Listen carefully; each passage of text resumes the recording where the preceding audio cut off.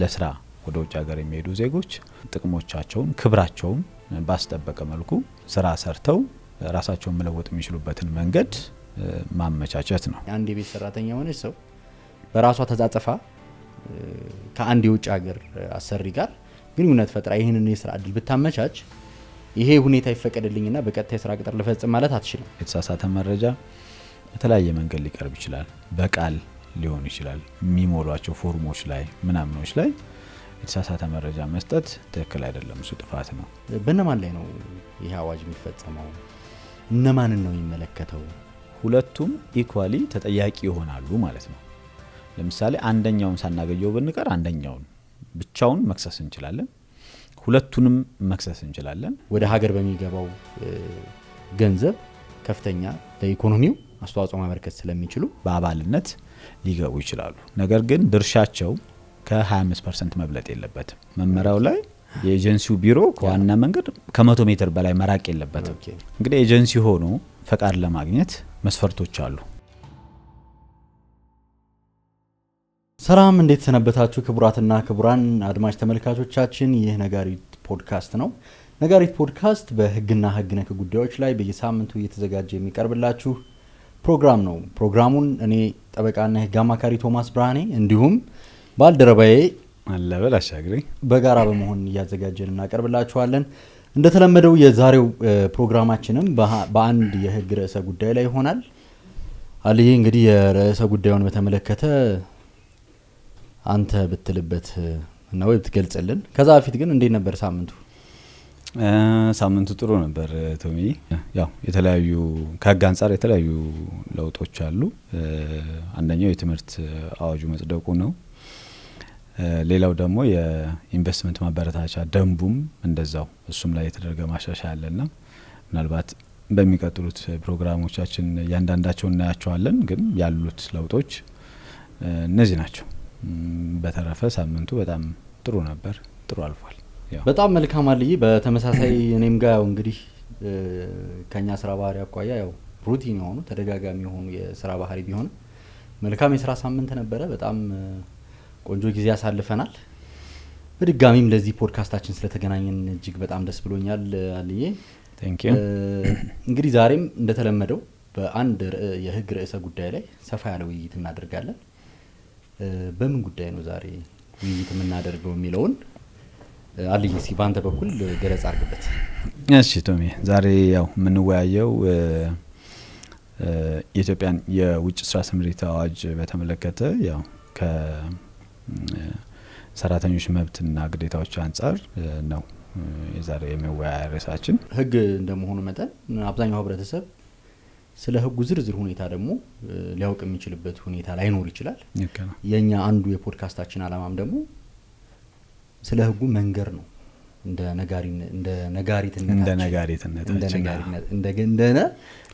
ነጋሪትነታችን ስለ በዚህ አዋጅ ላይ ዛሬ ሰፋ ያለ ውይይት እናደርጋለን። ይህ አዋጅ እንግዲህ ቀድሞ በአዋጅ ቁጥር 923 2008 ላይ የወጣ ነው። ከዛ በተጨማሪም ደግሞ ማሻሻያ ተደርጎበት አዋጅ ቁጥር 1246 2013 ሆኖ ወጥቷል። ሁለቱም አዋጆች ያው ጎን ለጎን በስራ ላይ ይገኛሉ። ሙሉ ለሙሉ ተሽሮ ሳይሆን ያው ማሻሻያዎች ተደርጎባቸው ነው። የነዚህ ህግ ማዕቀፍ መነሻ አላማ ምንድነው ከሚለው ነው የምንጀምረውና በተመሳሳይ የኢትዮጵያ የውጭ ሀገር የስራ ስምሪት አዋጅ እንደ ህግ ማዕቀፍ ሲወጣ መሰረት አድርጎ የወጣው ወይ መነሻ ሐሳብ ምንድነው የሚለው ላይ ትንሽ ብናወራበት አሪፍ ይሆናል። መልካም። መግቢያችን እንዳልከው ነው ተክላላ ሐሳብ እንዲሰጥ ማለት ነው። ኦኬ፣ እንዳልከው ነው። እነዚህ አዋጆች አሉ። ከነዚህ አዋጆች በተጨማሪ ደግሞ እነዚህን አዋጆች ለማስፈጸም የወጡ ደንቦች፣ መመሪያዎች አሉ። ስለዚህ ሰፋ ያለ ነው። የህጉ ዝርዝር ሰፋ ያለ ነው። እንግዲህ አዋጁ የወጣበትን አላማ ስንመለከት መጀመሪያ ከችግሮቹ ብንነሳ ጥሩ ነው ብዬ አስባለሁና ይሄ ወደ ውጭ ሀገር ሄደው ስራ መስራት ወይም ደግሞ ከዚህ ጋር በተያያዘ ከህገወጥ የሰዎች ዝውውር ጋር በተያያዘ በጣም ብዙ በርካታ ችግሮች ናቸው ያሉት እኛ ሀገር ላይና በህጋዊ መንገድ ከሚሄደው ሰው ይልቅ በህገወጥ መንገድ ከሀገር የሚወጣው ሰው ለተለያየ አላማ ከሀገር የሚወጣው ሰው በጣም ብዙ ነው።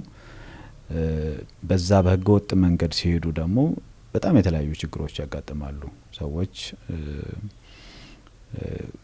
ከሚያጋጥማቸው የአካል የስነ ልቦና ችግር በተጨማሪ እስከ ሞት ድረስ የሚያደርስ አንደኛ መንገዱም በጣም አደገኛ የሆነ መንገድ ነው በህገወጥ መንገድ ሲኬድ፣ ሁለተኛ በዛ አደገኛ መንገድ ውስጥ አልፈው መጨረሻ መዳረሻ የሚሉት አገር ላይ ቢደርሱ እንኳን እዛም ሀገር የሚያጋጥማቸው ነገር እንደ አንድ ህገወጥ ስደተኛ ብዙ ችግሮች አሉና መብቶቻቸውን በአግባቡ መጠየቅ አይችሉም።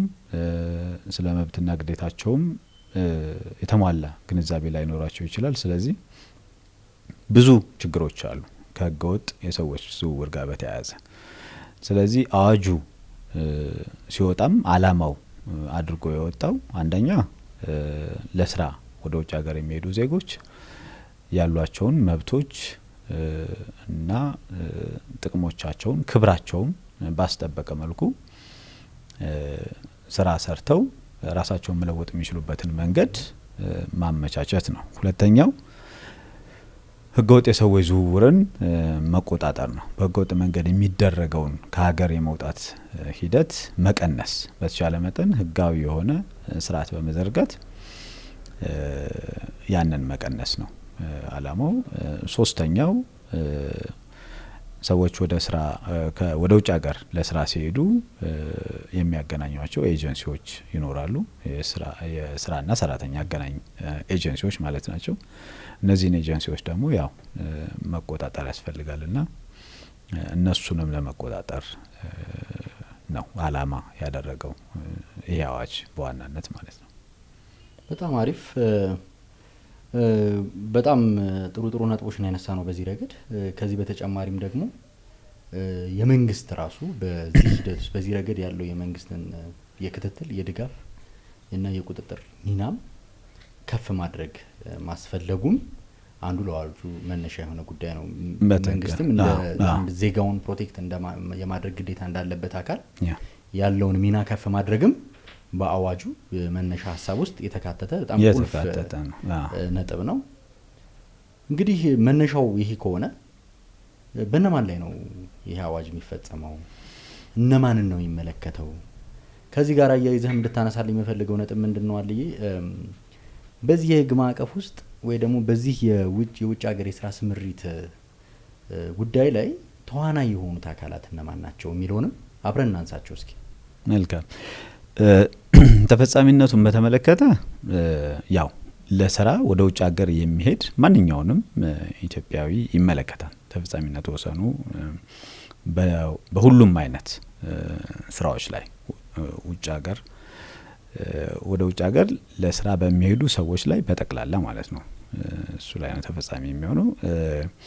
በዚህ ሂደት ዋና ተዋናዮቹን ስንመለከት አንደኛ እና የመጀመሪያው ያው ሰራተኛው ይኖራል። ከሰራተኛው በተጨማሪ ደግሞ ሰራተኛውን ቀጥሮ የሚያሰራው አሰሪ አለ። ሰራተኛውና አሰሪውን የሚያገናኙ ኤጀንሲዎች አሉ። ኤጀንሲዎቹ ደግሞ እያንዳንዳቸው ተቀባይ በሆኑት ሀገራት ውስጥ ደግሞ ወኪሎች ይኖራቸዋል። ስለዚህ እነዚህ ናቸው በዋናነት ተዋናዮቹ። እነዚህን ደግሞ በበላይነት የሚቆጣጠርና የሚያስተዳድር ደግሞ የሚኒስቴር መስሪያ ቤት አለ በኢትዮጵያ ውስጥ። የስራና ክህሎት ሚኒስቴር ድሮ የሰራተኛና ማህበራዊ ጉዳይ ሚኒስቴር የሚባለው አሁን የስራና ክህሎት ሚኒስቴር የሆነው ሚኒስቴር መስሪያ ቤት አለ። በክልሎች ሲሆን ደግሞ የስራና ክህሎት ቢሮዎች አሉ። ስለዚህ እነዚህ ናቸው በዋናነት ተዋናይ ወይም ዋና ተሳታፊ የምንላቸው እነዚህ ናቸው በአዋጁ መሰረት ማለት ነው። መልካም እንቀጥል። እንግዲህ እነዚህን መነሻ ነገሮች ስለ አዋጁ ይህን ያህል ካወራንባቸው አሁን ደግሞ እስኪ በዝርዝር የሰራተኛ ምልመላና የስራ ስምሪት እንዴት ነው የሚፈጸመው? በማን ነው የሚፈጸመው? የስራ ስምሪት የሚከናወንባቸው መንገዶች የተለያዩ ናቸው ብለናል ቅድም ስናወራ። ከተፈጻሚነትም አኳያ ስናየው በመንግስትም ይሁን በኤጀንሲም ይሁን በቀጥታ የሚፈጸሙ የስራ ቅጥሮችም ይሁኑ ሁሉም ጉዳዮች ላይ የአዋጁ ተፈጻሚነት ይኖረዋል ብለናል። ስለዚህ እነዚህን እስኪ ለየት አድርገንም እናያቸው ዘርዘር አድርገን። በመንግስት የሚፈጸም ቅጥር ምንድነው? አፈጻጸሙ እንዴት ነው ተግባራዊ የሚሆነው የሚለውን በኤጀንሲዎችም በተመሳሳይ ከቀጥታ የስራ ቅጥር ጋር በተያያዘ በመርህ ደረጃ የቀጥታ የስራ ቅጥር ያልተፈቀደ ቢሆንም ኤክሴፕሽን የሆኑ ነገሮች አሉ የተቀመጡ በሚኒስትሩ ፈቃድና እውቅና የቀጥታ የስራ ቅጥር የሚፈጸምባቸው ማለት ነው። ሶ እነዚህ ላይ ደግሞ ትንሽ ብናወራ አሪፍ ይመስለኛል። እሺ ቶሚ፣ የቅጥር አፈጻጸሙን በተመለከተ እንዳልከው የቀጥታ ቅጥር በመርህ ደረጃ አይቻልም። የቀጥታ ቅጥር ማለት ምን ማለት ነው? አሰሪው በቀጥታ ከኢትዮጵያ ሰራተኛን መቅጠር አይችልም። ይሄ ነው የቀጥታ ቅጥር ማለት ይሄ ነው። ስለዚህ በመርህ ደረጃ ያንን ማድረግ አይቻልም። ነገር ግን የቀጥታ ቅጥር እንዲያደርጉ የተፈቀደላቸው አካላት ደግሞ አሉ በአዋጁ ላይ። እነሱ እነማን ናቸው? አንደኛ አሰሪው የኢትዮጵያ ኤምባሲዎችና ሚስዮኖች አባል ከሆነ፣ እንደዛ ከሆነ አሰሪው በቀጥታ ቅጥሩ ሊፈጽም ይችላል። ያው በውጭ ሀገር በሚሰማሩበት ጊዜ እነዚህ ሰዎች እንዲያግዟቸው የሚወስዱ ሰራተኞች፣ የቤት ሰራተኞችን የመሳሰሉትን ለማለት ነው። አንደኛ እነሱን ነው። ሁለተኛ የግድ የኢትዮጵያ ኤምባሲዎች በውጭ ሀገር ያሉ የኢትዮጵያ ኤምባሲዎች ኢትዮጵያውያንን ብቻ ላይሆን ይችላል የሚቀጥሩት። የዛው ሀገር ዜጎች ሆነው የኢትዮጵያ ኤምባሲ ውስጥ የሚሰሩ ሌሎች ሰዎች ሊኖሩ ይችላሉ። ስለዚህ አዋጁ የሚለው የኢትዮጵያ ሚስዮኖች አባል ከሆነ ሲል ያው ሰራተኛ ከሆነ ወይም አባል ከሆነ ሰራተኛን በቀጥታ ቅጥር ለመውሰድ ይችላል ነው። ሁለተኛ አሰሪው ዓለም አቀፍ ድርጅት ከሆነም እንደዛው ዓለም አቀፍ ድርጅት ከሆነም እንደዛው የቀጥታ ቅጥር መፈጸም ይችላል። ሶስተኛው ከቤት ሰራተኝነት እሱን ሳይጨምር ነገር ግን ሰራተኛው በራሱ ጥረት ስራውን ፈልጎ ያገኘ እንደሆነም እንደዛው የቀጥታ ቅጥር ሊፈቀድ ይችላል። ስለዚህ በእነዚህ ሶስት ሁኔታዎች ብቻ ነው የቀጥታ ቅጥር ሊፈጸም የሚችለው። ከዚህ ውጪ ግን የውጭ ሀገር ስራ ሊፈጸም የሚችለው ወይም ቅጥር ሊፈጸም የሚችለው በኤጀንሲዎች በኩል ወይም ደግሞ በሚኒስቴሩ በኩል ነው የቅጥር አፈጻጸሙ የሚከናወነው ማለት ነው። መልካም። ወደ ሌላ ነጥብ ከመግባታችን በፊት እዚህ ላይ የቀጥታ ቅጥር የሚፈጸምባቸውን ልዩ ሁኔታዎች አስቀምጠናል። አሁን እነዚህ ነገሮች ግን እነዚህ ነገሮችን ለመፍቀድም ግን የሚኒስትሩ ይሁንታ ወይ ደግሞ ቅድመ ሁኔታዎች አሉ መረጋገጥ አለባቸው ተብሎ የተቀመጡ። እነሱን ብናነሳቸው አሪፍ ይመስለኛል። ምንም እንኳን ልዩ ሁኔታም ቢሆን የሰራተኛው መብትና ደህንነት ክብሩ ለመጠበቅ እንደሚቻል በውጭ ጉዳይ ሚኒስቴርና በተቀባዩ ሀገር በሚመለከተው አካል መረጋገጥ ሲችል ኦፍ ኮርስ የህይወትና የአካል ጉዳት ካሳ የኢንሹራንስ ሽፋን ሲኖር የአየር የብስ ማጓጓዣ ሲኖር የሚሉ ተቀምጠዋል። ያው የባህር ላይ ማጓጓዣ ከአደገኝነቱ ማኳያ እንዲሁም ደግሞ አሁን ባለው ነባራዊ ሁኔታ የውሃ ላይ ማጓጓዣ ሲስተሞች ያው በዓለም አቀፍ ደረጃ ላይ ከሰውን ከማጓጓዝ አኳያ ያለባቸው ሊሚቴሽን ኮንሲደር ተደርጎ ነው ከደህንነት አኳያ የአየር ወይም የብስ በሚል የተቀመጠው። ሰው ማንኛውም ሰው እነዚህ ቅድመ ሁኔታዎች ታይተው በውጭ ጉዳይ ሚኒስቴር በኩል ሲረጋገጥ ነው እንጂ የቀጥታ ቅጥር ልዩ ሁኔታዎች አሉ በሚል በእነዚህ ላይ እንደፈለኩኝ ወይም ደግሞ በዘፈቀደ መሰማራት ይቻላል የሚል አንድምታም እንዳይያዝ ብዬ ነው። በትክክል ይቀጥላል። በመንግስት የሚፈጸም ቅጥር እና ያፈጻጸሙ ሁኔታ እንመልከት። በሚኒስቴሩ በኩል እንደተባለው በኤጀንሲ ወይም በሚኒስቴሩ በኩል ነው ቅጥር የሚፈጸመው በመርህ ደረጃ። በሚኒስቴሩ በኩል ቅጥር እንዴት ይፈጸማል?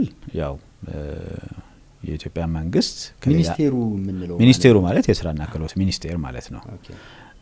የኢትዮጵያ መንግስት ከሌላ ሀገር መንግስት ጋር በሚያደርገው የሁለትዮሽ ስምምነት ወይም ደግሞ ከሌላ ሀገር በሌላ ሀገር ከሚኖር አሰሪ ጋር በሚደረግ ስምምነት በሚኒስቴሩ በኩል የስራ ቅጥር ሊከናወን ይችላል። እሻሊ ቅድም እንዳወራ ነው እንግዲህ ሁለት ቤዚካሊ ሶስት አይነት የቅጥር አፈጻጸሞች አሉ። የቀጥታ የቅጥር ሁኔታን ቅድም አይተናል። ከዛ ባሻገር ደግሞ በመንግስት የሚፈጸም ቅጥርና በኤጀንሲዎች የሚፈጸሙ ቅጥሮች አሉ። እያንዳንዳቸውን በተናጠል ትንሽ ግንዛቤ ለመፍጠር ያክል ሰፋ አድርገን እናያቸው። ሶ ከመንግስት የስራ ስምሪት እና የቅጥር ሁኔታ ጋር በተያያዘ ዝርዝር አፈጻጸምና ተገባበሩ ምን ይመስላል የሚለውን እስኪ እንይ። መልካም። በመንግስት በኩል የሚፈጸመውን ቅጥር በተመለከተ እንግዲህ የኢትዮጵያ መንግስት ከሌላ ሀገር መንግስት ጋር በሚያደርገው የሁለትዮሽ ስምምነት መሰረት ለሌላ ሀገር መንግስት የመንግስት ሰራተኞችን እንትን ሊል ይችላል፣ ሊመለምልና ቅጥሩን በሚኒስቴር መስሪያ ቤቱ በኩል ወይም በስራና ክህሎት ሚኒስቴር መስሪያ ቤት በኩል ሊያስፈጽም ይችላል ማለት ነው። በመንግስት በኩል የሚፈጸመው ቅጥር ይህንን ነው የሚመስለው ባጭሩ።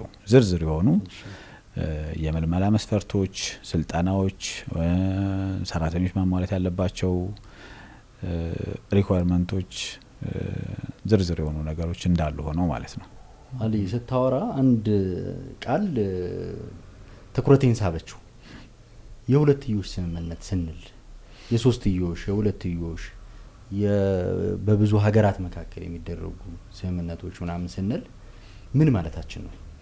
የሁለትዮሽ ስምምነት ማለት ያው በሁለት ሀገራት መካከል ሁለት ተስማሚ ወገኖችን የሚያመለክት ነው። ያው ቃሉም በግልጽ እንደሚያመለክተው ማለት ነው። ሁለት ተስማሚ ወገኖች መኖራቸውን የሚያመለክት ነው የሁለትዮሽ ስምምነት። የሶስትዮሽ ስምምነት ተስማሚዎቹ 3 ሲሆኑ ከዛም በላይ ደግሞ ከ3ም በላይ ከሆኑ ደግሞ የብዙ ወገን ስምምነትም ሊኖር ይችላል። ስለዚህ በዚህኛው ጉዳይ የሁለትዮሽ ስምምነት ያስፈልጋል የሰራተኛ ቅጥርን የውጭ ሀገር የስራ ስምሪት ለማድረግ ማለት ነው። ስለዚህ የኢትዮጵያ መንግስት ከተቀባይ አገራት ጋር በተናጠል የሚያደርገው የሁለትዮሽ ስምምነት አለ ቅጥር ለመፈጸም እንዲሁም ደግሞ ሰራተኞችን ለስራ ለማሰማራት ማለት ነው። እሱን ለማለት ነው። መልካም። እንግዲህ እንደ ሀገር ስምምነቶች የጋራ ስምምነቶች ያስፈልጋሉ፣ የሁለትዮሽም ይሁን የጋራ ስምምነቶች ያስፈልጋሉ ስንል በሀገራቱ በየትኛው አካል በእያንዳንዱ ሀገር የትኛው አካላት መካከል ነው ይህ ስምምነት የሚደረገው? ልዩነት ይኖረው ይሆን? በስምሪቱ አይነት ለምሳሌ በቤት ሰራተኝነት ለተለየ ስልጠና የሚፈልጉ ሙያዎችን በተመለከተ አዎ እውነት ነው፣ ልዩነት አለው። ልዩነቱ ምንድነው? የቤት ስራ የሚሰሩ ሰራተኞች ይሆናሉ ወይም ደግሞ የሙያ ስራ የሚሰሩ ሰራተኞች ይኖራሉ። ስለዚህ የቤት ስራን የሚመለከት በቤት ሰራተኝነት የሚሄዱ ሰራተኞችን በተመለከተ የኢትዮጵያ መንግስት ከተቀባይ ሀገር መንግስት ጋር ነው ይህን ስምምነት የሚያደርገው። የሙያ ስራ ልዩ ስልጠና የሚፈልግ የሙያ ስራ ስምሪት ከሆነ ደግሞ የኢትዮጵያ መንግስት በተቀባይ ሀገር መንግስት ውስጥ የሚመለከተው የሚኒስቴር መስሪያ ቤት ሊሆን ይችላል ወይም ሌላ ያስተዳደር አካል ጋር ስምምነቱ ሊደረግ ይችላል ወይም በዛ በተቀባይ ሀገር እውቅና የተሰጠው አሰሪ ጋር ሊሆን ይችላል ስምምነቱ የሚከናወነው። መልካም። ስለዚህ የቤት ሰራተኞች ጉዳይ በአዋጁ ላይ ልዩ ትኩረት የተሰጠውና በዚህ ረገድ ያለው የመንግስት ድጋፍና የቁጥጥር ስርዓትም ጠበቅ ያለ ይመስላል ሲታይ። በትክክል ለምሳሌ ከቀጥታ ቅጥር ጋር ተያይዞ በቤት ሰራተኝነት ኢቭን በልዩ ሁኔታዎች ውስጥም አይወድቅም። ለምሳሌ የቤት ሰራተኛ የሆነች ሰው በራሷ ተጻጽፋ ከአንድ የውጭ ሀገር አሰሪ ጋር ግንኙነት ፈጥራ ይህንን የስራ እድል ብታመቻች ይሄ ሁኔታ ይፈቀድልኝና በቀጥታ የስራ ቅጥር ልፈጽም ማለት አትችልም፣ በልዩ ሁኔታ ውስጥ ስለማይገባ።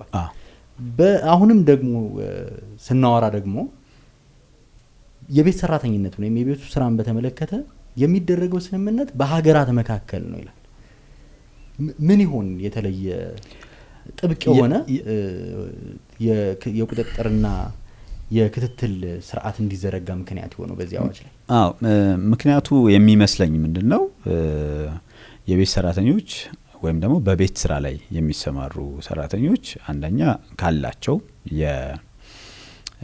የትምህርት ዝግጅት፣ የስራ ልምድ እና እውቀት ጋር በተያያዘ እነሱን የተሻለ ጥበቃ መስጠት ያስፈልጋል። እንደ መንግስትም ለነዚህ ሰዎች የተሻለ ጥበቃ መስጠት ስለሚያስፈልግ ያው የጠበቀ ቁጥጥርና ክትትል ያስፈልገዋል ለቤት ሰራተኞች። ምክንያቱም የመደራደር አቅማቸውም የሰለጠነ ባለሙያ ከሚያደርገው ድርድር ያነሰ ነው የሚሆነው። ኦብቪየስሊ የትምህርት ዝግጅታቸውም ያነሰ፣ የስራ ልምዳቸውም ያነሰ ሰዎች ናቸው ብዙ ጊዜ በቤት ሰራተኝነት የሚሰማሩት። ስለዚህ ስምምነቱም ሲደረግ በኢትዮጵያ መንግስትና በተቀባይ ሀገር መንግስት መካከል ነው ስምምነቱም የሚደረገው። ይሄ አላማው ያው ለነሱ የተሻለ ጥበቃ ከመስጠት አንፃር ነው። ምን ሀሳብ መጣልኛል ከዚህ ነጥብ ጋር ተያይዞ ምናልባት በተግባራውን በእኛ ሀገር ሁኔታ ስናየው ያለን በተለይ ሰራተኛ ስምሪትን በተመለከተ አብዛኛው በውጭ ሀገራት ያለን የሰራተኛ ስምሪት ሞሮፍ ከቤት ሰራተኝነት ጋር የተያያዘ ነው። ሶ ምናልባት በዛ ረገድ እየደረሱ ያሉት የችግሩ ስፋት እነሱ ነገሮች እንደማሳያ ሆነው አንገብጋቢነቱ ከሌሎች ሁኔታዎች የተለየ ስለሆነ ይመስላል። በአንድ በኩልም ስናየው ምን አይነት አጋጣሚዎች አሉ የምታስታውሳቸው ነገሮች አሉ ከዚህ ከቤት ሰራተኝነት ጋር ተያይዞ ከስራ ስምሪት ከመብት ከደህንነት ጋር ተያይዞ በጣም ብዙ ነገሮች በዜናም በተለያዩ ነገሮች እናያለን። እንደ ኬዝም ብዙ በዚህ መንገድ የተከሰሱ ሰዎች አሉ። ምናልባት ከችግሩ ስፋትና ጥልቀት አኳያ ምን ያህሉ ሰው በተገቢው መንገድ ተከሷል፣ ምን ያህሉ ደግሞ ተጎጂ ተገቢውን መፍትሄ አግኝቷል የሚለው ጥያቄ ውስጥ የሚገባ ቢሆንም ማለት ነው። ከውስብስብነቱ አኳያ ከአንድ ሀገር በላይ የሆነ ጉዳይም ስላለው ከማስረጃም ከተለያዩ ነገሮች ጋር ምናልባት ከዚህ ጋር የተያያዘ የችግሩ ስፋትም መነሻ ይሆናል ብዬ ነው። በትክክል የችግሩ ስፋት ነው። እኔ ለአዋጁ መውጣትም ዋናው ምክንያት ብዬ የማስበው ይሄ ነው። አብዛኛዎቹ ከኛ ሀገር ለስራ የሚሄዱ ሰራተኞች በቤት ሰራተኝነት የሚሄዱ ሰራተኞች ናቸው እና ደግሞ ወደ አረብ ሀገራት ነው አብዛኛዎቹ የሚሄዱት። ስለዚህ በተለይ በህገወጥ መንገድ የሚሄዱ ሰራተኞች አንደኛ የሚሄዱበት መንገድ፣ ሁለተኛ እዛም ከደረሱ በኋላ የሚያጋጥማቸው ነገር በጣም አሰቃቂና ብዙ ችግሮችን አልፈው አንዳንዶቹ እስከ ሞት ድረስ ህይወታቸውን እስከ ማጣት፣ የአካል ጉዳት፣ የስነ ልቦና ቀውስ ውስጥ የሚገቡ በርካታ ሰዎች አሉ። ይህንን በተለያየ ጊዜ በሚዲያውም ላይ የምንሰማው ነገር ነው። ቅድም እንዳልኩት ከህገወጥ የሰዎች ዝውውር ጋር በተያያዘም ወንጀል ነው። ይህንን ማድረግ ራሱን የቻለ ወንጀል ነው። በርካታ ሰዎች በስራችን አጋጣሚም ይሄን ወንጀል ፈጽመው ተከሰው የተቀጡ ሰዎች ይኖራሉ። ነገር ግን ካለው ከችግሩ ስፋት አንፃር ግን የተከሰሱትና የተቀጡት ሰዎች ቁጥር በጣም ትንሽ ነው፣ አናሳ ነው። ስለዚህ የችግሩን ጥልቀትና ስፋት ይሄ ነው ማለት በጣም ከባድ ነው የሚሆነው። በጣም ሰፊ የሆነ ችግር ነው ያለው። ስለዚህ በዋናነት ደግሞ የችግሩ ሰለባ እየሆኑ ያሉት ደግሞ የቤት ሰራተኛ ሆነው ከዚህ ሀገር የሚሄዱት ሰዎች ላይ ነውና በደንብ እነሱ ላይ ትኩረት ሊደረግ የቻለው ቁጥጥሩም እንዲጠብቅ የሆነው በዋናነት የችግር ተጋላጭ የሆኑት እነሱ ስለሆኑና በትክክልም ደግሞ መብታቸውን ለመጠየቅ እንዲሁም ደግሞ የተሻለ ተደራዳሪ ሆነው እንደ ሰራተኛ ለመቅረብ ብዙ ውስንነቶች ስላሉ ለዛ ነው መንግስት በእነዚህ ላይ የተሻለ ቁጥጥርና ክትትል የሚያደርገው በአዋጁ መሰረት ማለት ነው። በጣም አሪፍ አሊ። የዚህ የሁለትዮሽ ስምምነት የሚለውን ነጥብ ካነሳ ነው አይቀር እንግዲህ አሁን ሁለቱም አዋጆች በስራ ላይ ያሉትን አዋጆች ስናያቸው ከነማሻሻያው ትንሽ ቆየት ያሉ ናቸው፣ ከወጡ ቆየት ብለዋል። ስለዚህ በተግባር አሁን መንግስት ወይም እኛ እንደ ሀገር የሁለትዮሽ ስምምነቶችን እየፈጸመን ነው ወይ? ከምን ያህል ሀገራት ጋር የሁለትዮሽ ስምምነት ፈጽመናል? እንግዲህ እስካሁን ባለኝ መረጃ መሰረት ከአንድ 4 ሀገራት ጋር የኢትዮጵያ መንግስት የሁለትዮሽ ስምምነትን አድርጓል። 4ቱም የአረብ ሀገራቶች ናቸው። ሳኡዲ፣ የተባበሩት አረብ ኤምሬትስ፣ ኳታር እና ጆርዳን ከነዚህ ሀገራት ጋር የሁለትዮሽ ስምምነት እንዳደረገ መንግስት መረጃው አለ። እንግዲህ ወደፊትም ይሄ የሁለትዮሽ ስምምነት ወደፊትም ቁጥራቸው እየጨመረ ይሄዳል ብለን እናስባለን። ስለዚህ ካለው የሰው ኃይል ፍላጎት ወደ በውጭ ተሰማርቶ ለመስራት ካለው የሰው ኃይል ፍላጎት እንዲሁም ደግሞ በህገ ወጥ መንገድ እየተሰደደ ከሚሄደው ዜጋችን ቁጥር አኳያ የተደረጉ የሁለትዮሽ ስምምነቶች ትንሽ ናቸው፣ በቂ ናቸው ማለት አይቻልም። እውነት ነው። ሶ በደንብ በስፋት በትኩረት ሊሰራበት ይገባል በአዋጁ ላይ እስከተቀመጠ ድረስ። በትክክል አንደኛ እነዚህ ሰዎች ወደ ውጭ ሀገር ሲሰማሩ የራሳቸው ደህንነትና ራሳቸውን የማሻሻል ቤተሰባቸውን የማሻሻል ጉዳይ ብቻም ሳይሆን ዜጎቻችን በተሻለ የስራ ሁኔታ መስራት የሚችሉ ከሆነ ለሀገርም ኢኮኖሚ ከፍተኛ ኮንትሪቢዩሽን ያላቸው ስለሆኑ ማለት ነው። ወደ ሀገር በሚገባው ገንዘብ ከፍተኛ ለኢኮኖሚው አስተዋጽኦ ማበርከት ስለሚችሉ ከዛም ባሻገር በደንብ በትኩረት ይሰራበት ይገባል የሚለውን ማንሳት እንችላለን። አይ ቲንክ የሁለትዮሽ ስምምነትን በተመለከተ አንድ ሳናነሳው ማናልፈው ነጥብ እንግዲህ ሚኒስቴር መስሪያ ቤቱ ወይ መንግስት ከሚያደርጋቸው የሁለትዮሽ ስምምነቶች ተጨማሪ በሚኒስትሩ ፈቃድ በኤጀንሲውና በአሰሪ ኩባንያዎች መካከል የሚደረጉ የሁለትዮሽ ስምምነቶች ሊኖሩ ይችላሉ የሚለውን አንስተን ማለፉ መልካም ነው። በጣም አሪፍ።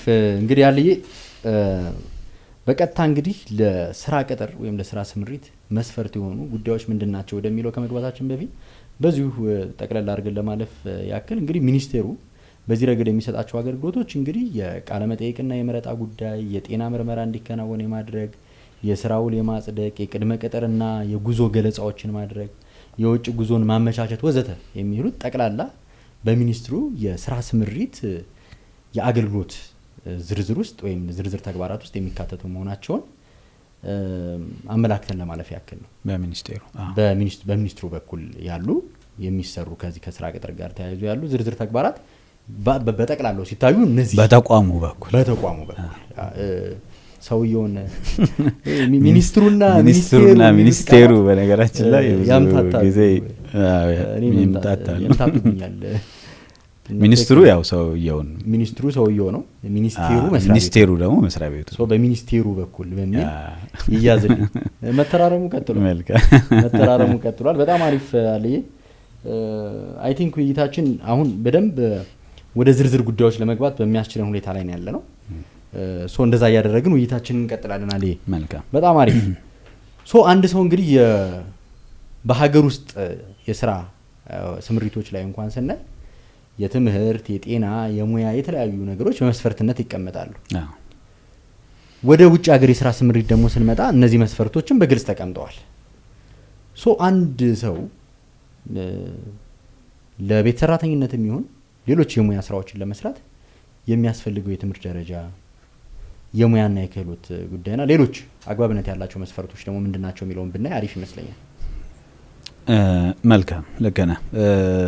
እንግዲህ አንድ ሰው ወደ ውጭ ሀገር ሄዶ ስራ መስራት ቢፈልግ ምንድነው ማድረግ ያለበት፣ ምንድነው ማሟላት ያለበት፣ ከሱ የሚጠበቀው ነገር ምንድነው የሚለውን በተመለከተ ዝርዝር የሆኑ መስፈርቶች አሉ። አንደኛውና የመጀመሪያው የትምህርትና የሙያ ብቃት ጋር በተያያዘ ያሉት መስፈርቶች ናቸው። እንግዲህ ይህን መስፈርት ስናይ በሁለት መልኩ ነው ከፍለን የምናየው። የቤት ሰራተኞች አሉ፣ በቤት ስራ ላይ የሚሰማሩ ሰራተኞች አሉ፣ እንዲሁም ደግሞ በሙያ ስራ ላይ የሚሰማሩ ሰራተኞች ይኖራሉ። ስለዚህ በቤት ስራ ላይ ለሚሰማሩ ሰራተኞች የመጀመሪያው ነገር የሙያ ብቃት ማረጋገጫ ሰርቲፊኬት ሊኖራቸው ይገባል። የሙያ ብቃት ማረጋገጫ ሰርቲፊኬቱን የሚያገኙት መጀመሪያ ስልጠና ወስደው ነው። አግባብ ካለው በመንግስት እውቅና ከተሰጠው ወይም ደግሞ ከግል የቴክኒክና ሙያ ትምህርት ቤት ስልጠና ወስደው የሙያ ብቃት ማረጋገጫ ሰርቲፊኬት የተሰጣቸው ሊሆኑ ይገባሉ። ሁለተኛው መስፈርት ለምሳሌ ይሄ ሰራተኛ ከዚህ በፊት ሄዶ እዛ ውጭ ሀገር ሰርቶ የመጣ እና የተመለሰ ሰራተኛ ከሆነ ደግሞ ወይም ደግሞ ከሆነች ደግሞ ስልጠናውን እንደገና መውሰድ ላይጠበቅባት ይችላል። ነገር ግን የሙያ ብቃት ማረጋገጫ ሰርቲፊኬቱ ግን አሁንም ይጠየቃል። ደርሶ ለመጣ ወይም ሰርቶ ለመጣ ሰራተኛም ቢሆን ይሄ የሙያ ብቃት ማረጋገጫ ያስፈልጋል ማለት ነው። ሌላው እንግዲህ የሙያ ስራ ላይ የሚሰማራ ባለሙያ ከሆነ ደግሞ አንደኛ በሚሰማራበት ሙያ ላይ አግባብ ያለው የትምህርት ዝግጅት፣ የስራ ልምድ ሊኖረው ይገባል። ይህም በተመለከተ ማስረጃ ሊያቀርብ ይገባል ማለት ነው። ሌላው ይሄው ሰራተኛ በሚቀጠርበት የስራ መስክ ደግሞ አግባብ ካለው የምዘና ማዕከል የሙያ ብቃት ማረጋገጫም እንደዛው ሊኖረው ይገባል ማለት ነው። ከትምህርት ማስረጃው ከስራ ልምዱ በተጨማሪ የሙያ ብቃት ማረጋገጫም ሊኖረው ይገባል። መስፈርቶቹ ከትምህርትና የሙያ ብቃት ጋር በተያያዘ ያሉት መስፈርቶች እነዚህ ናቸው። ሌላው እንግዲህ የጤና ምርመራም ይደረጋል። ይሄ የጤና ምርመራ የሚከናወነው የጤና ሚኒስቴር የሚመርጣቸው ተቋማት አሉ። እንደዚህ ወደ ውጭ ሀገር ለስራ የሚሄዱ ሰዎችን በተመለከተ ምርመራ እንዲያከናውኑ በጤና ሚኒስቴር በኩል የሚመረጡ ተቋማት አሉ። ከነዛ ተቋማት የጤና ምርመራ አድርጎ ማረጋገጫ ማቅረብ ይኖርበታል ማለት ነው። ይሄንን ካደረገ በኋላ እንግዲህ እነዚህ መስፈርቶች አሰሪው ከሚያወጣቸው መስፈርቶች ወይም ከሚጠይቃቸው መስፈርቶች በተጨማሪ ነው እንጂ ብቸኛ መስፈርቶች አይደሉም። እነዚህን ስላላለ ብቻ እነዛ ቀድመው መሟላት አለባቸው። አሰሪው የሚጠይቃቸው መስፈርቶች ቀድመው መሟላት አለባቸው። ከነሱ በተጨማሪ ነው እነዚህኛዎቹ መስፈርቶች የተቀመጡት ማለት ነው። ስለዚህ መስፈርቶቹን በተመለከተ ይሄንን ይመስላል። መልካም አሊ፣ በጣም ብዙ አሪፍ ነጥቦችን አንስተሃል። እንዳላደክምህ ደግሞ እስኪ እኔ ደግሞ ከአዋጁ ክፍሎች ውስጥ ለዚህ ለውጭ ሀገር የስራ ስምሪት ጋር በተያያዘ የወጪ አሸፋፈን የተለያዩ ወጪዎችና አገልግሎት ክፍያዎች ይኖራሉ። እነዚህ የተለያዩ ወጪዎችና አገልግሎት ክፍያዎች በማን ነው የሚሸፈኑት የሚለውን ደግሞ ለአድማጭ ተመልካቾቻችን ግንዛቤ ለማስጨበጥ ይረዳን ዘንድ አንኳር የሆኑትን እያነሳን እንቀጥል። ምን ይመስልሃል አሊ? ነው ታወራው? በጣም ጥሩ ታወራው። በጭራሽ መልካም። አሰሪው የተለያዩ ወጪዎችንና አገልግሎት ክፍያዎችን በመሸፈን ረገድ ሚና ይኖረዋል ወይም ኃላፊነት አለበት። ከነዚህ ውስጥ አንደኛው የተቀባይ ሀገር የቪዛ ክፍያ ነው። ሌላው የደርሶ መልስ የመጓጓዣ ክፍያ፣ የስራ ፈቃድ፣ የመኖሪያ ፈቃድ ክፍያዎች፣ የመድህን ዋስትና ሽፋን፣ በሀገር ውስጥ ላለ የተቀባይ ሀገር ኤምባሲ እንዳስፈላጊነቱ ማለት ነው ከተቀባይ ሀገር ላይ የሚከፈለው አለ። የተቀባይ ሀገሩ ደግሞ ኢትዮጵያ ውስጥ ያለው ኤምባሲ ሰነዶችን በማረጋገጥ ውጭ ለሚኖረው ሂደት የሚያመቻቻቸው ሁኔታዎች ካሉ ከዚህ ጋር የተያያዙ የተለያዩ አገልግሎት ክፍያዎችን የመሸፈንም ኃላፊነት ያሰሪው ነው። እንግዲህ አሰሪ ስንል በውጭ ሀገር ሆኖ ሰራተኛውን ቀጥሮ የሚያሰራው አካል ለማለት ነው አሰሪ ያልን ያለን። ሌላው ደግሞ የስራ ውል ማጸደቂያ አገልግሎት ክፍያ ነው። የስራ ውል ማጸደቂያ አገልግሎት ክፍያ በአሰሪው ይሸፈናል። የስራ ውል የምንለው እንግዲህ አግባብነት ያለው የመንግስት አካል ወይም ደግሞ ሚኒስቴሩ የስራ ስምሪት የሚከናወንበትን በአሰሪውና በሰራተኛው መካከል እንዳስፈላጊነቱም ደግሞ ኤጀንሲውን ጨምሮ የሚደረግ የስራ ውል ነው። የስራ ውል ስንል ይሄ የስራ ውል እንግዲህ በሁለትዮሽ ስምምነቱ ላይ በዓለም አቀፍ ስምምነቶች ላይ እንዲሁም ደግሞ በእነዚህ ሁለት ስምምነቶችና በተለያዩ ዓለም አቀፍ ተቀባይነት ያላቸው መግባቢያ ሰነዶች ላይ ካሉት ዝቅተኛ መስፈርቶች የተሻሉ የሰራተኛውን የስራ ሁኔታ የሚገዙ ውል የማዘጋጀት ሁኔታ ነው። ሞዴል ውል በዚህ ረገድ ይዘጋጃል። ያን ሞዴል ውል እንግዲህ በዛ ሞዴል ውል መሰረት ኤጀንሲው፣ አሰሪው፣ ሰራተኛው ያን ውል ፈርመው አዘጋጅተው ያቀርባሉ። ስለዚህ ሚኒስቴሩ ወይም ሚኒስቴሩ ውክልና የሚሰጠው አካል ይሄን የስራ ውል ማጸደቅ ይኖርበታል። የጸደቀው ውል ነው ማጸደቅ ይኖርበታል። ስለዚህ ለዚህ ማጸደቂያ የሚከፈል የተተመነ የአገልግሎት ክፍያ ይኖራል። ስለዚህ ያን አገልግሎት ክፍያ የመክፈል ሁኔታ በአሰሪው ይሸፈናል ማለት ነው። ያው እግረ መንገዳችን አንዳንድ ቃላትን ትርጉም እየሰጠን እያብራራናቸው ብንሄድ መልካም ነው ብዬ ነው አለ። በጣም ጥሩ ከማብራራት ምናልባት የትራንስፖርት የደርሶ መልስ ትራንስፖርት ወጪም በተመለከተ ያሰሪው ግዴታ እንደሆነ እዚህ ጋር ያስቀምጣል አዋጁ። ሌላኛው የአዋጁ ክፍል ላይ ደግሞ እንደገና የኤጀንሲው ግዴታዎች ተብለው ከተጠቀሱት ግዴታዎች መካከል አንደኛው ግዴታ የስራ ውሉ ሲቋረጥ ወይም ደግሞ የስራ ውሉ ሲጠናቀቅ የሰራተኛውን የመመለሻ ትራንስፖርት የመሸፈን ግዴታ እንዳለበት ኤጀንሲው ያስቀምጣል። እንዴት ነው እንትን የምትላቸው? አይ ቲንክ እነዚህን ለማስታረቅ የሚቻለው እዚህ ላይ ያለው የደርሶ መልስ የማን ነው በትክክልስ ግዴታው የማን ነው ቢባል እኔ አክቹአሊ ከትራንስፖርት ጋር በተገናኘ ይጣረሳሉ ብዬ አላምንም። ለምንድን ነው የደርሶ መልስ የመጓጓዣ ክፍያ የሚለው እንዳልከው መጨረሻ ላይ ውሉ ተቋርጦ ሲመጣ ያለውም ሊሆን ይችላል። እኔ ግን ከዛ በመለስ ያሰሪው ግዴታ ይሆናል። ለምሳሌ ሰራተኛው ወደ ውጭ ሀገር ከተሰማራ በኋላ የአገልግሎት ጊዜው ሳይጠናቀቅ ለተለያዩ ጉዳዮች ወደ ሀገር ውስጥ ሊመጣ ይችላል። የሀገሩ የስራ ስምሪት ውሉ ጸንቶ ባለበት ጊዜ ውስጥ ማለት ነው። በእነዚህ ጊዜ ውስጥ አሰሪው ሚና ይኖረዋል የመክፈል ነው። አሰሪው ነው ኤጀንሲው? አሰሪው ኦኬ። ተቋርጦ ሲመጣ ሳይቋረጥ በፊት ጸንቶ ባለበት ለተለያዩ ሁኔታ በስራ ፈቃድም በተለያዩ የፈቃድ አይነቶች ወደ ሀገር ሊመጣ ይችላል ያሰሪው ሰው መጥቶ በሚመለስበት ጊዜ እነዛን ክፍያዎች ያው ውሉ ጸንቶ ባለበት ጊዜ ያ ማለት መጀመሪያም አሰሪው የሚከፍለው ያው ለሱ ፐርፐስ ስለሆነ ነው።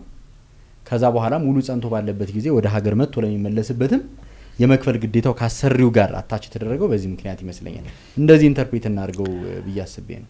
የኢንተርፕሬሽን እንትኑ የተለያየ ምናልባት ግን ለምሳሌ የስራ ውሉ ጸንቶ ባለበት ጊዜ ሰራተኛው በመሃል ቤተሰብ ሊመጣ ይችላል።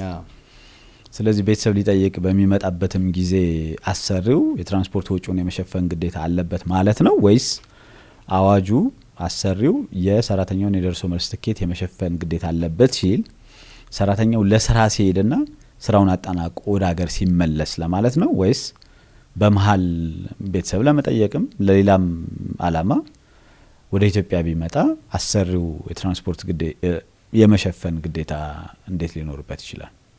እኔ እሱን ፓርት በተመለከተ እንግዲህ ኢንተርፕሬት ትርጉም ለመስጠት ነው የሄድኩበት መንገድ እንጂ በግልጽ ይሄን የደርሶ መልስ የመጓጓዣ ክፍያ የሚለው የትኛው ነው መምጫና መሄጃ ሲል ሲጀመርና መጨረሻ ላይ ውሉ ሲጠናቀቅ ያለውን ብቻ ነው የሚል ነገር የለውም በግልጽ የተቀመጠ። ከዛ ባሻገር ግን ሰራተኛው ግን በዚህ መሃል የተለያዩ ፈቃዶች እንዳሉትና የመምጫ የመመለሻ ነገሮች አሉት። ኖርማሊ የመምጫና የመመለሻ ጉዳዮች በዚህ በሰራተኛው ፈቃድ የሚደረጉትን በቀጥታ አሰሪው እንዲሸፍን ማድረግ ተገቢ ውሉ ላይ እስካልተቀመጠ በተለየ ሁኔታ ከፍ ያለ ስታንዳርድ ማስቀመጥ ይቻላል በውሉ። ግን ለእነዚህ አይነት ነገሮች አስገዳጅ አድርጎ ማስቀመጥ እንዳልከው ትንሽ የተለጠጠ ሰራተኛዋ ለግሏ አላማ ቤተሰብ ለመጠየቅ ሊሆን ይችላል ወይም በተለያየ ምክንያት በመሃል የስራ ውሉ ከመጠናቀቁ በፊት በመሃል ፈቃድ ወስዳ ወይም ፈቃድ አግኝታ ካሰሪዋ ወደ ኢትዮጵያ የምትመጣ ቢሆን ያንን ትራንስፖርት የመሸፈን ግዴታ አሰሪው አለበት ብዬ አላምንም። ነገር ግን ሰራተኛዋ ለስራ በምትሄድበት ጊዜና ስራውን አጠናቃ በስራው ውሏ መሰረት ስራውን አጠናቃ ወደ ሀገሯ በምትመለስበት ጊዜ የትራንስፖርት ወጪውን የመሸፈን ግዴታ ያሰሪው ነው አዋጁም ላይ እሱን ስለሚል ማለት ነው። ምናልባት ቅድም ያነሳውልህን ግን ኤጀንሲው ደግሞ ከትራንስፖርት ጋር በተያያዘ የመሸፈን ግዴታ አለበት ሲባል ምናልባት ለማስታረቅም ለውሉ መቋረጥ ውሉ ሲቋረጥ ለምሳሌ ውሉ የ2 አመት ውል ሆኖ ነገር ግን በተለያየ ምክንያት ውሉ ሊቋረጥ ይችላል። በመሃል አንደኛውን አመት አጠናቃ ውሉ ቢቋረጥ የዛኔ ኤጀንሲው የትራንስፖርት ወጪዋን የሷን እንዲሁም የግል ንብረቶቿን በተመለከተ ወደ አገር ለመመለስ የትራንስፖርት ወጪዎቿን የመሸፈን ግዴታ የኤጀንሲው ነው ብዬ አምናለሁ። ምናልባት በነገራችን ላይ እንደዛ ብለን ልናስታርቀው እንችላለን። ልክ እንደ አዋጆቹ የጾታ አገላለጽ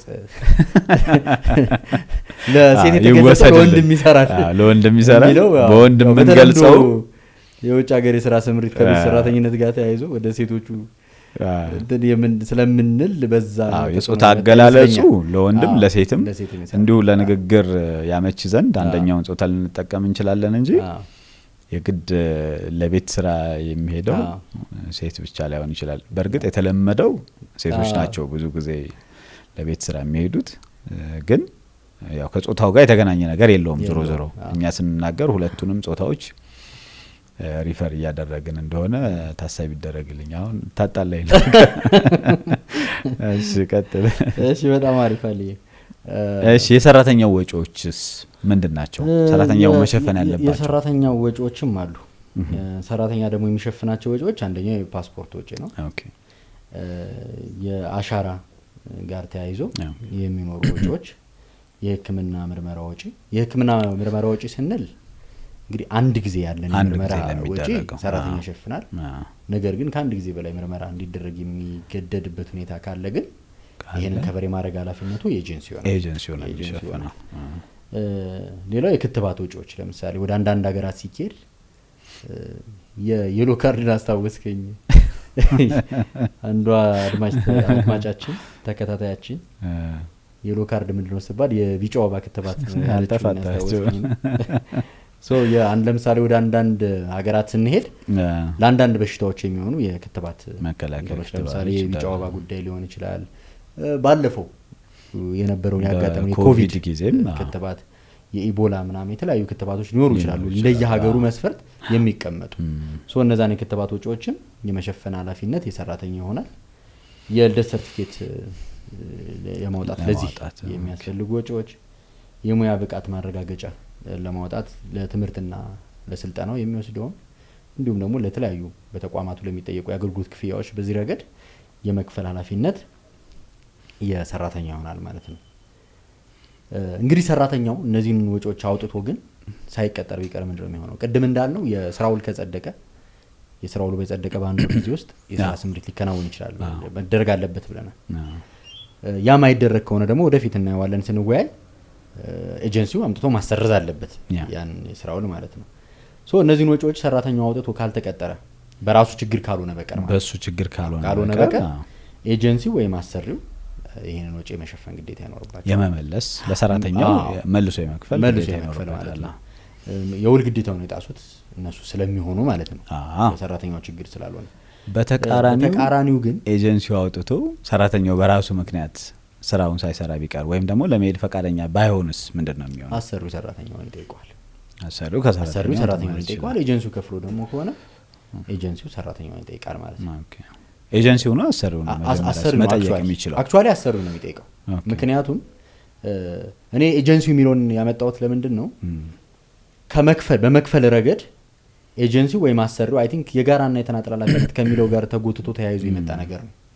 ስለዚህ አንዳቸው እንኳን ከፍለው ቢሆን ያው እዚህ ሀገር ላይ አሰሪውን የሚወክለው ኤጀንሲው ስለሆነ ብዙ ጊዜ አሰሪውም ደግሞ ሰራተኛውን የሚያገኘው በኤጀንሲው በኩል ካልወጣ ድረስ በኤጀንሲው በኩል ስለሆነ ክፍያዎቹም ሊከፈሉ የሚችሉት በኤጀንሲው በኩል ነው ሊሆን ይችላል ተብሎ ይታሰባል። ኤጀንሲ በሌለበት ሁኔታ ደግሞ አሰሪው በቀጥታ በመንግስት በኩል በወጣ የስራ ቅጥር ማስታወቂያ መልኩ ተፈጽሞ ከሆነ ደግሞ አሰሪው የስራ ስምሪቱ በሰራተኛው ችግር ምክንያት ሳይደረግ ከቀረ አሰሪው ሰራተኛውን ይጠይቀዋል ማለት ነው። ይሄ ማለት ነው እንግዲህ ሰራተኛው በዚህ ፕሮሰስ ውስጥ ካለፈ በኋላ እንዲሁ በዘፈቀደ ስራውን ትቸዋለሁ አልሄድም ያለ በቂ ምክንያት ማለት እንደማይችል የውል ግዴታ እስከሆነ ድረስ ውሉን የመፈጸም ኃላፊነት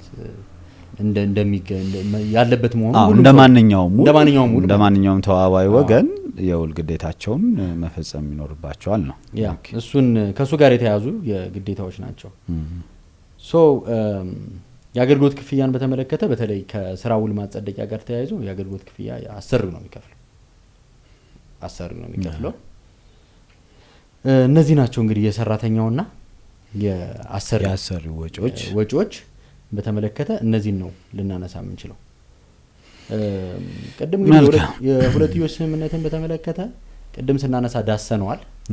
መድገሙ አስፈላጊ አይደለም። በዚህ ረገድ ያለውን የስራ ሁኔታዎችንም በተመለከተ ቅድም ስናነሳ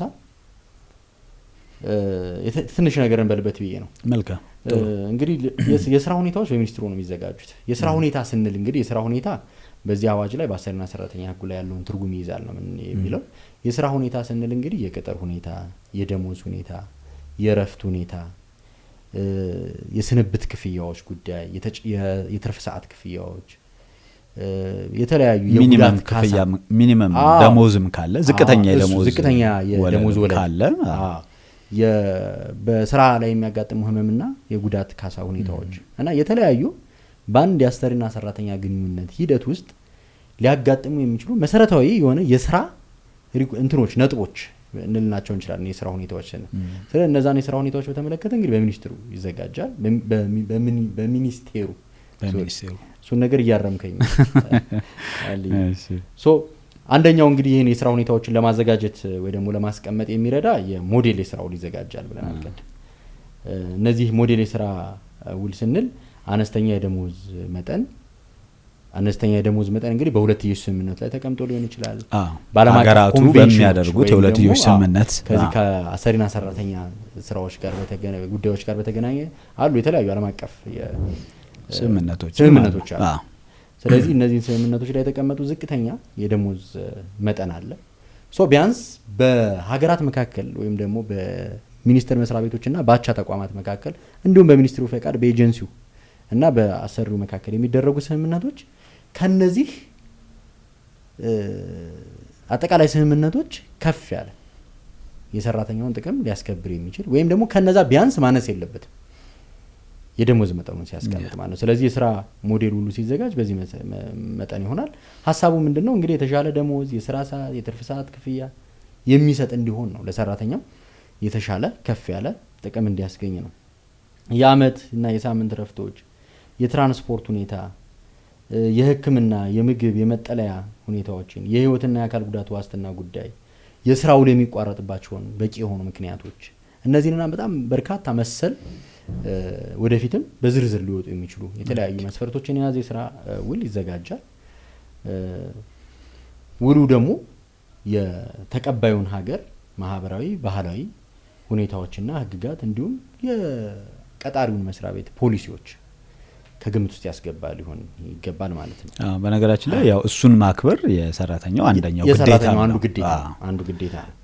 ለስራ የሚሄድበትን ሀገር ባህል፣ ሃይማኖት፣ ወግ የማክበር በእነሱ አግባብ የመንቀሳቀስ ከነሱ ተቃራኒ በሆነ መንገድ እንዳይንቀሳቀሱ ጥንቃቄ ማድረግም ተገቢ ነው። ይሄ በህጋችን ላይ የተቀመጠ የሰራተኞች ግዴታ ነው። በተለየ ሁኔታ እንግዲህ የዛ ሀገር ማህበራዊ፣ ባህላዊ እሴቶችና ህግጋት በሰራተኛው ላይ የሚፈጥሩት ከመብት ከሰብአዊ ክብርና አያያዝ ጋር በተያያዘ የሚፈጥሩት ነገሮች ካሉ ለሚመለከተው አካል በማሳወቅ ማስተካከያዎች እንዲደረጉ፣ መሰል የመብት ጥሰቶች እንዲታረሙ፣ በዚህ ረገድ የደረሱ ጉዳቶች ካሉ እንዲካሱም የማድረግ ሁኔታዎች ሊኖሩ ይችላሉ። ነገር ግን የሁለትዮሽ ስምምነት አስፈላጊነቱም አንዱ ምንድነው የሀገራቱ ባህል እሴቶችና የተለያዩ ማህበራዊ ግንኙነቶች ፖሊሲዎችና ህግጋት በተቻለ መጠን የተጣጣሙ ሆነው የሰራተኞቹን መብትና ደህንነት የሚያስጠብቁ እንዲሆኑ ለማስቻለም ነው። የጋራ መግባባት ላይ ለመድረስም ነው የሁለትዮሽ ስምምነቱ አስፈላጊነት። ግን ከዚህ ካፈጻጸም አኳያ በእነዚህ ምክንያት ይሄንን ለማክበር የሚደረግ እንቅስቃሴ ውስጥ ወይም ደግሞ የዛ ባህል ተፈጥሯዊ ሁኔታ ወይም ማህበራዊና ህግና የፖሊሲ ሁኔታዎች በውጤት ደረጃ የመብትና የደህንነት ስጋት ወይም ጥሰት የሚፈጥሩ ከሆኑ ግን ማስተካከያ ሊደረግባቸው ይችላል። ያን እንደተጠበቀ ሆኖ ሌላው እንግዲህ የሁለትዮሽ ስምምነትን ዓለም አቀፍ ኮንቬንሽኖችን መሰረት ያደረገ ሆኖ ነው የሚዘጋጀው። የስራ ገበያውን ሁኔታ ይታያል። እንግዲህ የስራ ገበያ ስንል ለሰራተኞች ሊከፈል የሚገባው የደሞዝ መጠን፣ የስራው ስፋትና ጥልቀት መጠን እንዲሁም በየጊዜው የሚደረጉ ከስራው ጋር የተያያዙ የተለያዩ ማሻሻያዎች ሊኖሩ ይችላሉ። እነዚህ ታሳቢ ተደርገው ይበልጥ የሚጠቅሙና የማይቃረኑ ሁኔታዎች አካቶ ይወጣል ማለት ነው። ከዛ በተወያዩ ወገኖች እንዲፈረም ይደረጋል ማለት ነው። የስራ ውል ስንል መፈረም አለበት። መጀመሪያ በአሰሪው ይፈረምና በኢትዮጵያ ኤምባሲ በኩል ተረጋግጦ ነው ወደ ሀገር ውስጥ የሚመጣው ያ የስራ ውል። ከዛ በኋላ እዚህ ሰራተኛው ይፈርማል። እንደ አስፈላጊነቱ ደግሞ ኤጀንሲውም አብሮ ሊፈርም ይችላል ውሉ ላይ፣ የስራ ውሉ ላይ ማለት ነው። ምክንያቱም ኤጀንሲውና አሰሪው ያልተነጣጠለ ኃላፊነት ሁለቱም አንድ ከሰራተኛው መብት አንጻር ሰራተኛው ከሚጠይቀው ከስራ ውሉ ጋር በተያያዘ ከሚጠይቀው መብትና ጥቅም አንጻር ኤጀንሲውና አሰሪው በአንድነት የመጠየቅ ግዴታ ስላለባቸው ያው እንደ አስፈላጊነቱ ኤጀንሲውም ሊፈርም ይችላል። ትክክል። መልካም እንቀጥላለን።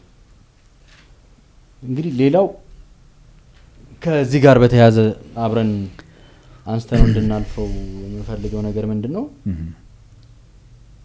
እንግዲህ በኤጀንሲ በኩል በተለይ የሚደረጉ ስምምነቶች ሲሆኑ የስራ ቅጥር ሁኔታዎች ሲሆኑ ኤጀንሲው እንግዲህ አግባብነት ያላቸው ማስረጃዎች ለሚኒስቴሩ በውጭ ሀገርም ደግሞ ከሆነ ደግሞ ለሚስዮኑ ተገቢ በሆነ ጊዜ ማሳወቅ አለበት። ያ ጊዜ በዝርዝር በደንብና በመመሪያዎች ሊወሰን ይችላል። የዚህ ዋናው አስፈላጊነቱ ደግሞ ምንድነው? ቅድም እንዳልነው አንዱ ለአዋጁ መውጣት ምክንያቱ የመንግስትን የተቆጣጣሪነት ሚና ከፍ ማድረግ ነው። ስለዚህ የሰራተኞች ለሚገጥማቸው ችግር ዋስትና ለመስጠት ተገቢውን ክትትልና ድጋፍ ለማድረግ ያው መረጃው ሊኖር ይገባል። በኢትዮጵያ መንግስትም በውጭ ደግሞ በሚስዮኖች በኤምባሲዎች በቆንስላዎች ወይ ደግሞ አስፈላጊ በሆኑ ለዚህ ፐርፐዝ በተቋቋሙ አካላት። ለዚህ አንደኛው መነሻ ለምሳሌ እንደ ምሳሌ እናንሳው በጣም ሰሞነኛ ጉዳይም ስለሆነ መልካም በህገ ወጥ መንገድ ከተጓዙ ወይም ደግሞ ለስራ ስምሪት ከተሰማሩ ሰዎች አንዱ በዚህ በሩቅ ምስራቅ ይሁን አይ ዶንት ኖ እንዴት እንደሚጠራ ቦታው ግን እዚህ በታይዋን ታይላንድ እና ማይናማር ምናምን አካባቢ ያለው ከፍተኛ የሆነ የኢትዮጵያን ዜጎች ሰቆቃ አለ። በተለይ በሚዲያ ምን ሰማው ነገር ነው። አንዱ የህገ ወጥ መንገድ የተደረገ ስምሪት ነው ሲታይ ይዘቱ አካሄዳቸውን በህገ ወጥ መንገድ ከመረጃ አኳያ ግን ለምሳሌ እነዚህ ሰዎች መረጃ የለኝም እነዚህ ሰዎች ላይ እንትን የለም ውዥንብርም አለ በዚህ ረገድ ግልጽ ያልሆነ ነገርም አለ። ስለዚህ ይሄ የማሳወቅ ግዴታው በተገቢው መንገድ የሚሄዱ ሁኔታ በኋላ ችግሮች ሲከሰቱ ለምሳሌ እነሱ ላይ አሁን የአካል የስነ ልቦናና በጣም የሰብአዊ መብት ጥሰቶች የተፈጸሙ ነው በሚል ነው ሪፖርቶች እየወጡ ያሉት በኢትዮጵያን ዜጎች ላይ ብቻ ሳይሆን በበርካታ በተለያየ ዜጎች ላይ ማለት ነው። የግዳጅ ስራ የማሰራት ኦልሞስት ዘመናዊ ባርነት ሲሆን በቃ በትክክል ባርነት ነው። ምንም ዘመናዊ አይደለም። ሊትራሊ ባርነት ባህላዊ የሆነ ባርነት የምንለውና አሁን ይሄንን የስራ ስምሪታዎች ስናነሳ በጣም አንዱ ግንዛቤ ለመፍጠራችን እንደ መነሻም ልንወስደው እንችላለን። በጣም አንገብጋቢ ሆነ ወቅታዊ ሙሉ ለሙሉም ያልተፈታ ጉዳይ ስለሆነ ምናልባት እነዛ ሰዎች እዛ ከመሄዳቸው በፊት ቀድሞ ይሄ ግንዛቤ ኖሯቸው ቢሆን ኖሮ ያንን ህገወጥ የሆነውን መንገድ ይመርጡታል ብዬ አላስብም። ኦፍ ኮርስ ሰው በተለያየ መንገድ ይሄን መንገድ የሚመርጡት ሰዎች በእርግጥ በጣም ተቸግረው ያው አማራጭ በማጣት ነው እንደዚህ አይነት ነገር ውስጥ የሚገቡት። ግን በኋላ ግን ውጤቱ በጣም ይከፋ ነው ከሚጠብቁት በጣም በተቃራኒው ሊሆን ይችላል። በህገወጥ የሚደረጉ ስደቶች ማለት ነው በህገወጥ መንገድ የሚደረጉ ስደቶች።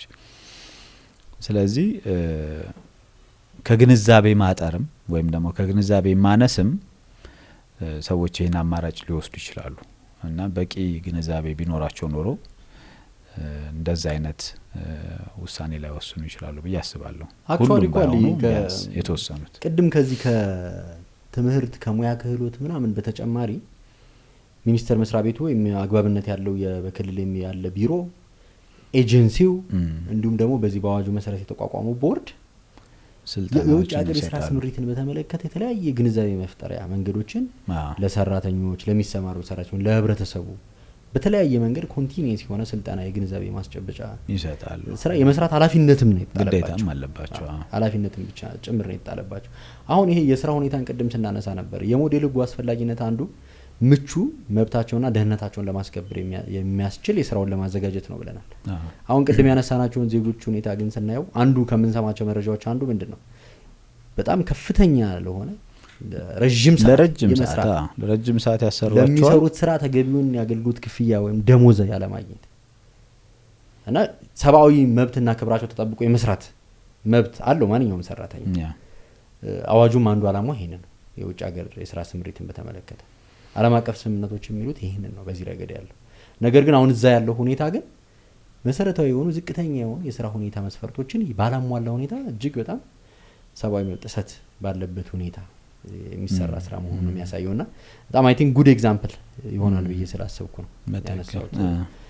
አለሶ ሚኒስተሩስ ምንድነው የቁጥጥር ሚናው የሚለውን እናንሳና አንተ ደግሞ ሀሳብ መታነሳባቸው ነጥቦች አነሳለሁ ቀጥያለሁ።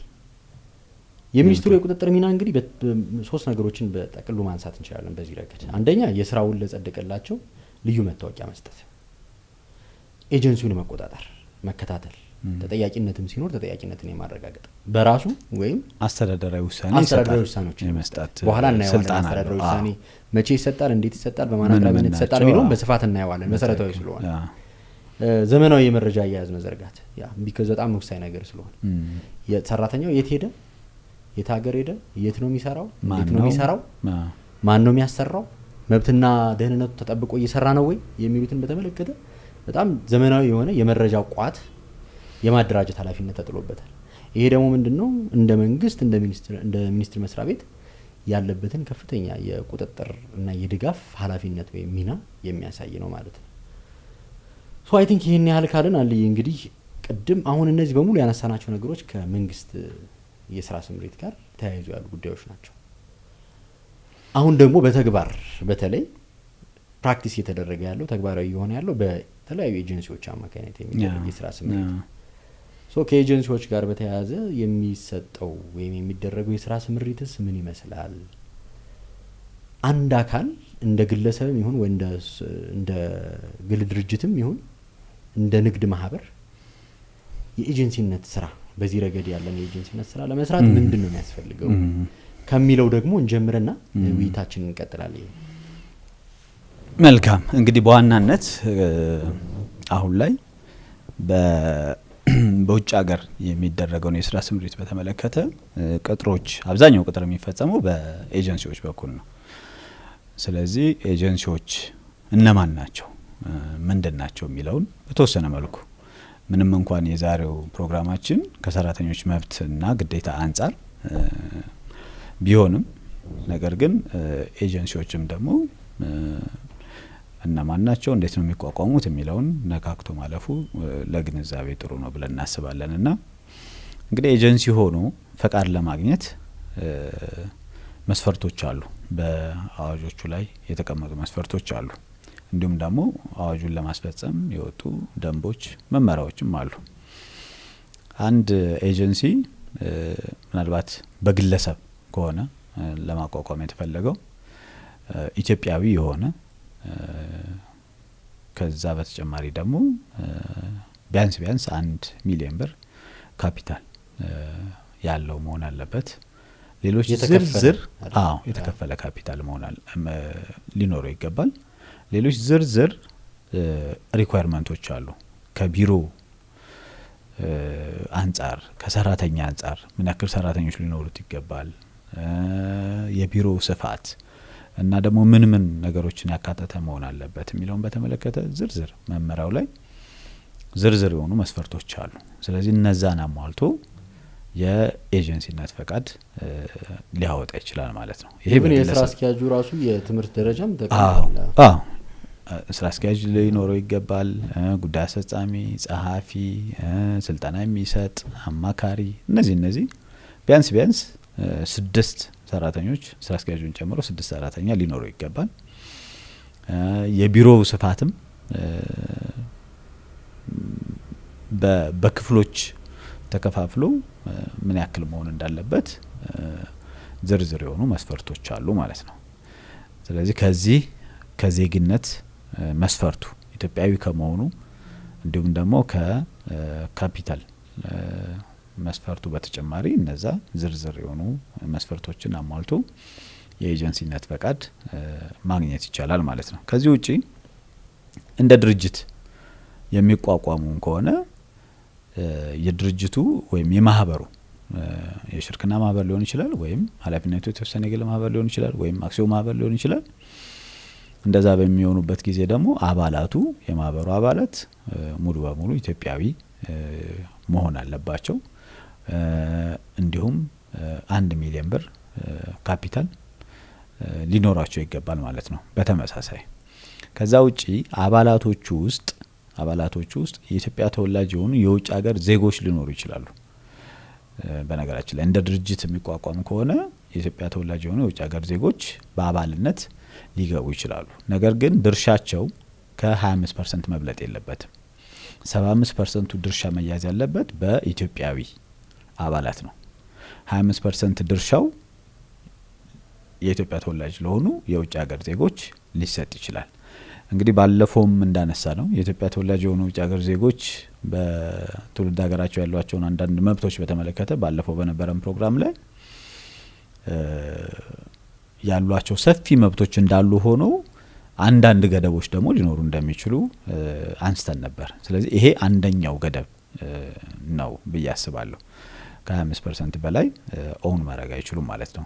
የኤጀንሲ ሆኖ የተመዘገበ የንግድ ድርጅት ውስጥ ማለት ነው። ለኢትዮጵያ የተፈቀደን ተግባር በ25% ሬትም ቢሆን ለትውልድ ኢትዮጵያውያን መፈቀዱ ራሱ ትውልድ ኢትዮጵያውያን ያላቸው አንዱ የመብቱን ማሳያ ጭምር ነው። እሱም ከገደቡ ባሻገር አንድ ነገር ነው። ሆኖ ስለታየ ከዛ ውጪ የኢትዮጵያ ተወላጅ የሆኑ የውጭ ዜጎች ካሉ ማህበር ውስጥ በአባልነት ካሉ የካፒታል ሪኳየርመንቱም ወይም ደግሞ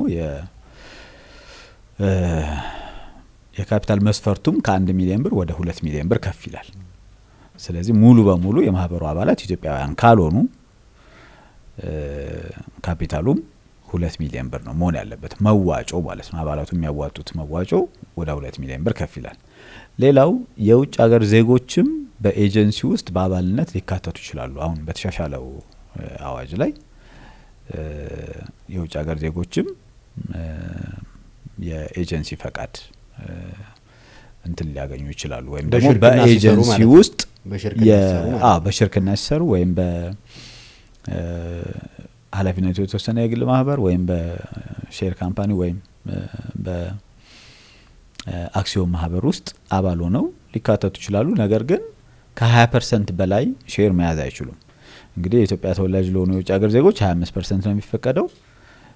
ሙሉ በሙሉ የውጭ ሀገር ዜጎች ለሆኑ ሰዎች ደግሞ 20% ነው። ስለዚህ ቀሪው 80% ሼር መያዝ ያለበት በኢትዮጵያውያን ነው። እንደዛ በሚሆንበትም ጊዜ እንደዛው በተመሳሳይ ካፒታሉ 2 ሚሊዮን ብር ነው። የአባላቱ የሚያደርጉት መዋጮ 2 ሚሊዮን ብር ነው መሆን ያለበት ማለት ነው። ስለዚህ አጠቃላይ ኤጀንሲ ሆኖ ፈቃድ ለማግኘት ያሉት ጠቅላላ መስፈርቶች ወይም ሪኳየርመንቶች እነዚህ ናቸው። ሌሎች ቀደም ያልኳቸው ዝርዝር መስፈርቶች ደግሞ በመመሪያው ላይ የተካተቱ አሉ ማለት ነው። ይሄን ይመስላል ኤጀንሲዎችን በተመለከተ። ፈቃድ የማይሰጥባቸው ሁኔታዎች ሲኖሩ ወይ ደግሞ የተሰጡ ፈቃዶች የሚሰረዙበት እስኪ እነሱን ደግሞ እስኪ ዘርዝርልን። ከገደብና ከስረዛው በፊት አክቹአሊ ፈቃድ የማይሰጥባቸው የተለያዩ ሁኔታዎች አሉ። የማደስ ጉዳይንም ጨምሮ ማለት ነው። ፈቃዱ ቀድሞ ተሰርዞ የነበረ ኤጀንሲ ቅሬታ ቀርቦበት መፍትሄ ባለመስጠቱ ምክንያት የተሰረዘበት ኤጀንሲ፣ ከ3 ጊዜ በላይ ፈቃዱ የታገደ ወይም ደግሞ ለመዘጋት ቅድመ ማስጠንቀቂያ እነዚህ ነገሮች ካልተስተካከሉ ሊዘጋ ይችላል ተብሎ ቅድመ ማስጠንቀቂያ ተሰጥቶት የነበረ ካላስተካከለ በወንጀል ተከሶ ጉዳዩ በሂደት ያለው የተቀጣ። በወንጀል ስንል እንግዲህ የተገለጹ ወንጀሎች አሉ። ክብደታቸው አኳያ ታይቶ የተቀመጠ ነው። የተደራጁ ወንጀሎች ላይ የተሳተፈ ባለፈው ድንበር ተሻጋሪ ወንጀሎችን ነው እንዳብራራ ይፈቀድ። የተደራጁ ወይም ኦርጋናይዝድ ክራይምስ የምንላቸው ደግሞ ከአፈጻጸም ስልታቸውም ከሚሳተፉ አካላትም አኳያ ሲታይ ከሚያስከትሉት ውጤትና ተጽዕኖ አኳያ ሲታይ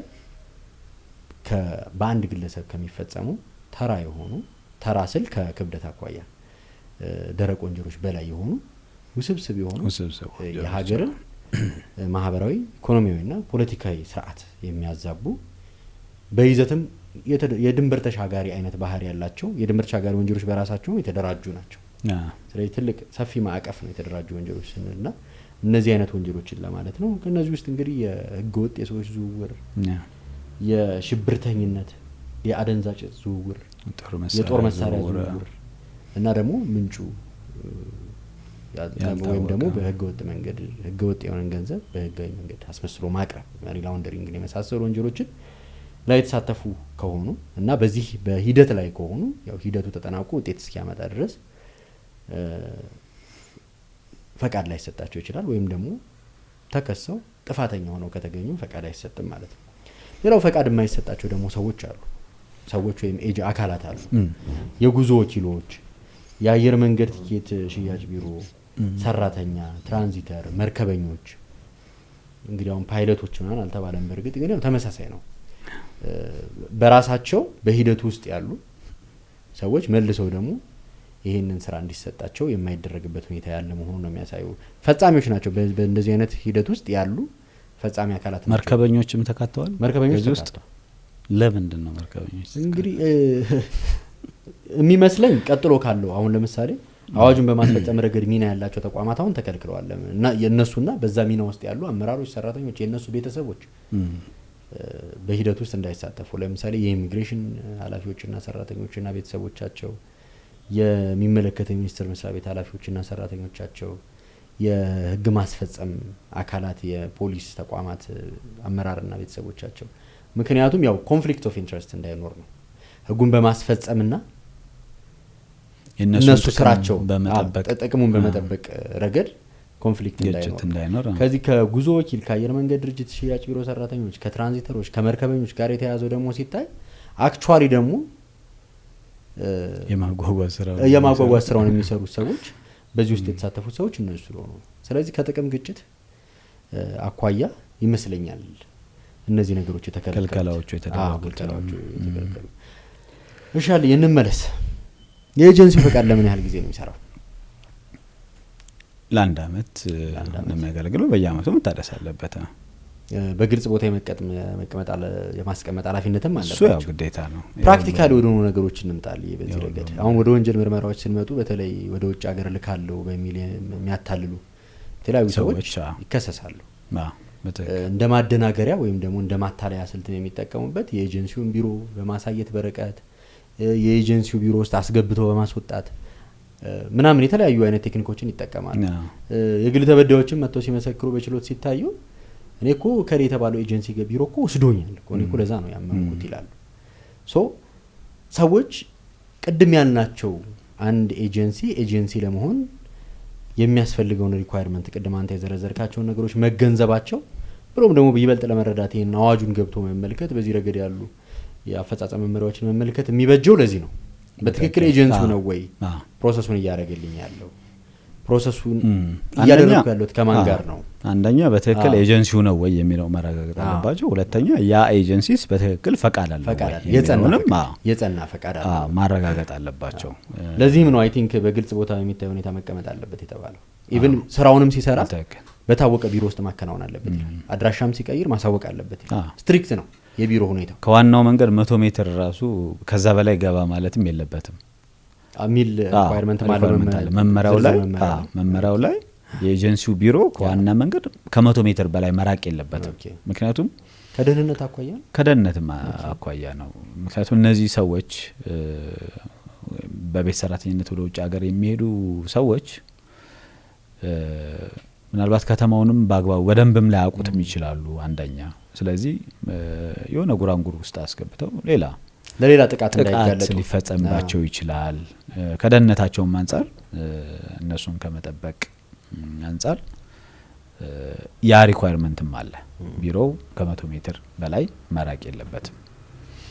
በጣም አሪፍ ነገር እንግዲህ ቅድም እንዳልኩት ካነሳውት ኤግዛምፕል አኳያ እንግዲህ እኔ የኤጀንሲው ሰራተኛ ነኝ፣ ኤጀንሲው ወክሎኛል የመሳሰሉ ማደናገሪያዎች ጥቅም ላይ ይውላሉ። በዚህ መንገድ በጣም ብዙ ማታለሎች የሚፈጸሙት ይከናወናሉ።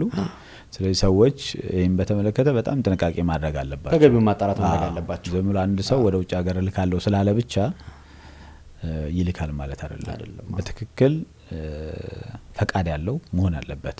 ሰዎችን ለስራ ወደ ውጭ ሀገር ለማሰማራት የተለያዩ ማስታወቂያዎችን እንሰማለን እኮ በተለያየ ጊዜ። እንደዚህ በግለሰብ ደረጃም ብቻ ሳይሆን እንደ ተቋምም አጋጥሞ ሀቅም ሶሻል ሚዲያውም ላይ ኢቭን ሚኒስትሪ ሚዲያው ላይ ራሱ በጣም ብዙ ትልልቅ ማስታወቂያዎች ተሰርተውለት እንደዚህ እንልካለን እያሉ ማስታወቂያ የሚያስነግሩ አካላት ወይም ሰዎች ይኖራሉ። በትክክል ያን ለማድረግ ከሚመለከተው የመንግስት አካል ፈቃድ አላቸው የላቸው የሚለውን ሰዎች በትክክል ማረጋገጥ አለባቸው። አይ ቲንክ ግን በዚህ ረገድ በተለይ ሚኒስትሪ ሚዲያ ላይ የሚተላለፉ መሰል ማስታወቂያዎች ሲኖሩ እኔ ብሮድካስት የሚያደርገው አካል ራሱ እነዚህ ሰዎች የጸና ፈቃድ አላቸው ወይ በሚኒስትሩ ይታወቃሉ ወይ የሚለውን ቀድሞ ማጣራት ያለበት ይመስለኛል። እሱ ግዴታ አለባቸው።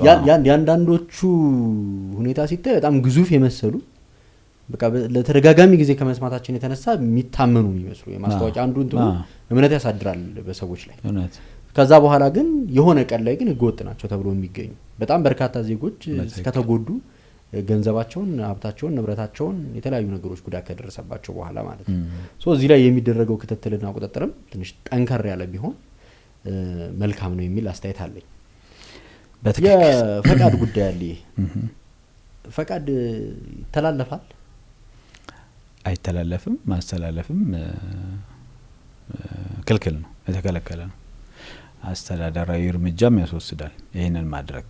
አንድ ኤጀንሲ የተሰጠውን ፈቃድ ለሌላ አሳልፎ መስጠት አይችልም፣ ያ ግዴታ አለበት። ትክክል። በመሪ ደረጃ ፈቃድ አይተላለፍም። አንድ ኤክሴፕሽን ብቻ ነው ያለው በአዋጁ ላይ። እሱም የዚህ ኤጀንሲው ወይ ደግሞ የሚመለከታቸው ኤጀንሲው ወራሾቹን በተመለከተ ልክ የኤጀንሲ ውል ላይ ኤጀንሲን በተመለከተ ባለው በፍትሐ ብሔር ሕጋችን ላይ ወራሾች ተገቢው ማስተካከያ እስኪደረግ ድረስ እንደ መልካም አባት ኤጀንቱ ሊያረጋቸው የሚችሉ ነገሮች የመሸጋገሪያ ኃላፊነት ሊወስዱ ይችላሉ ወራሾች። በተመሳሳይ ሁኔታ ወደዚህኛው ኤጀንሲም ስንመጣ ወራሾች የተጀመሩ ስራዎችን ለማጠናቀቅ ረገድ የሚመለከተው ሰው ሲሞት ወራሾቹ መሰል ኃላፊነት አለባቸው ግዴታዎቹን ከመፈጸም አኳያ።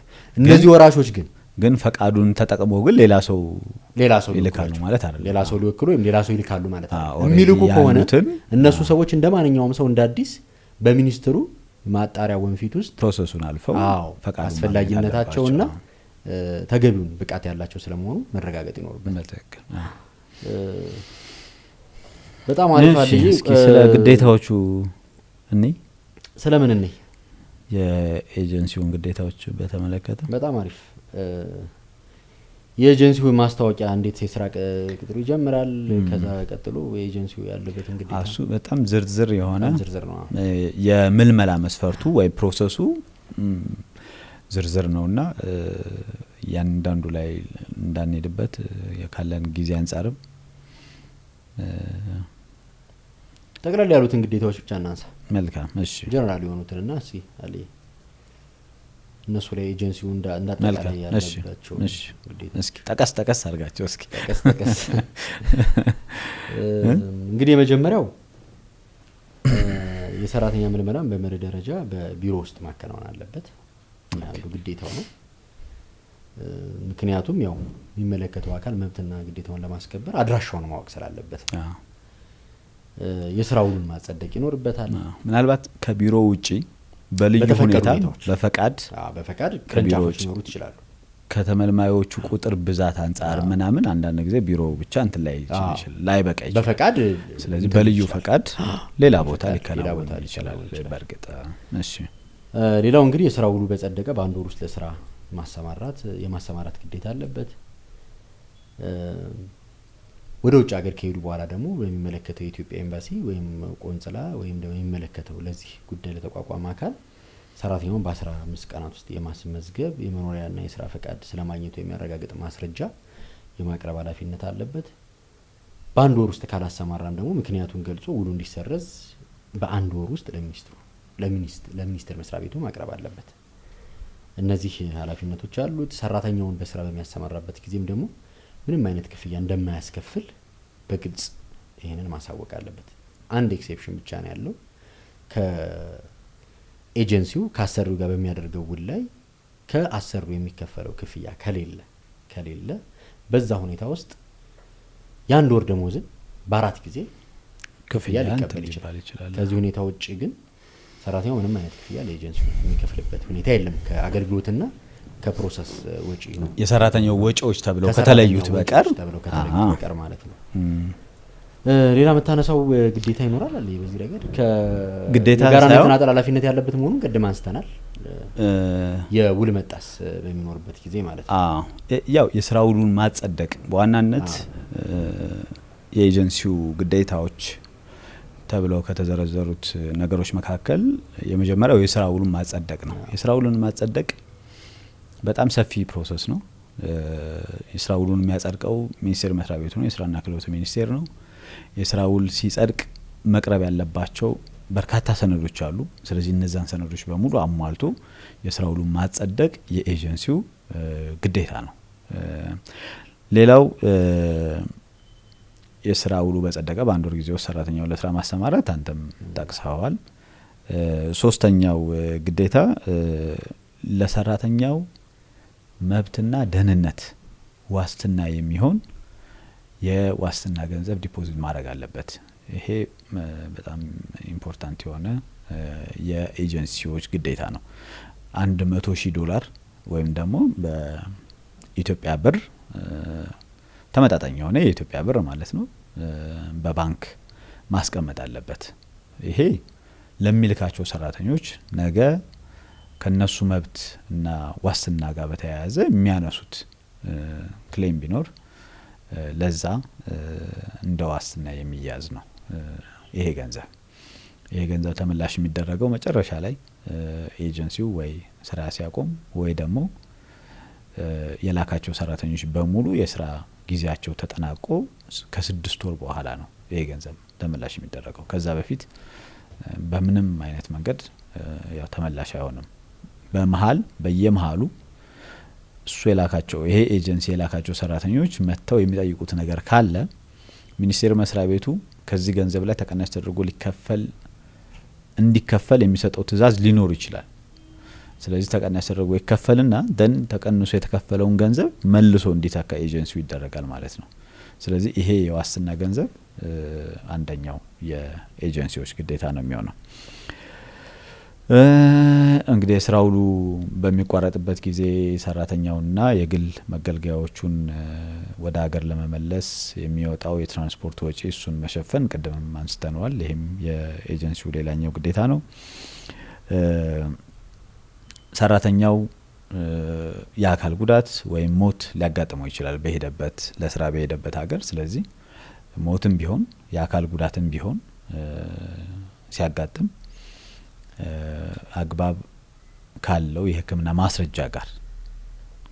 ማስረጃ ጋር የሰራተኛውን አስከሬን ወይም የአካል ጉዳትም ከሆነ ደግሞ ሰራተኛውን ራሱን ወደ ሀገር የመመለስ ግዴታ ይኖርበታል፣ ወጪዎቹን በሙሉ ሸፍኖ ማለት ነው። ሌላኛው ግዴታው ምንድነው?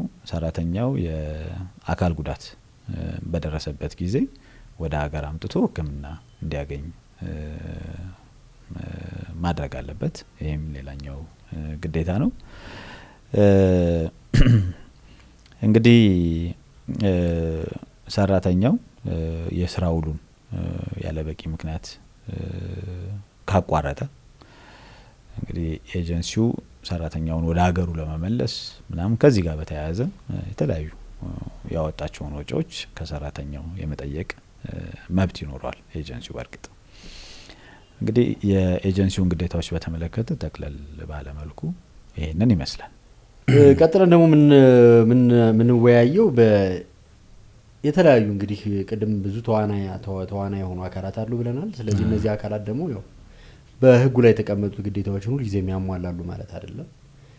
እነዚህን በህግ ላይ የተቀመጡ ግዴታዎችን ተላልፎ ሲገኙ ደግሞ ያው እንደ ጥፋት የሚቆጠር ነገር ይሆናል። ስለዚህ በኤጀንሲ በኩል የሚቆጠሩ እንደ ኤጀንሲው በኩል ሲፈጽማቸው እንደ ጥፋት የሚቆጠሩ ተግባራት አሉ። በሰራተኛው በኤጀንሲው ወኪል እነዚህ አካላት የሚፈጽሟቸው የተለያዩ ጥፋቶች እንዲሁም ባሰሪው እና በዚህ ረገድ የሚወሰዱ ደግሞ የተለያዩ እርምጃዎች አሉ።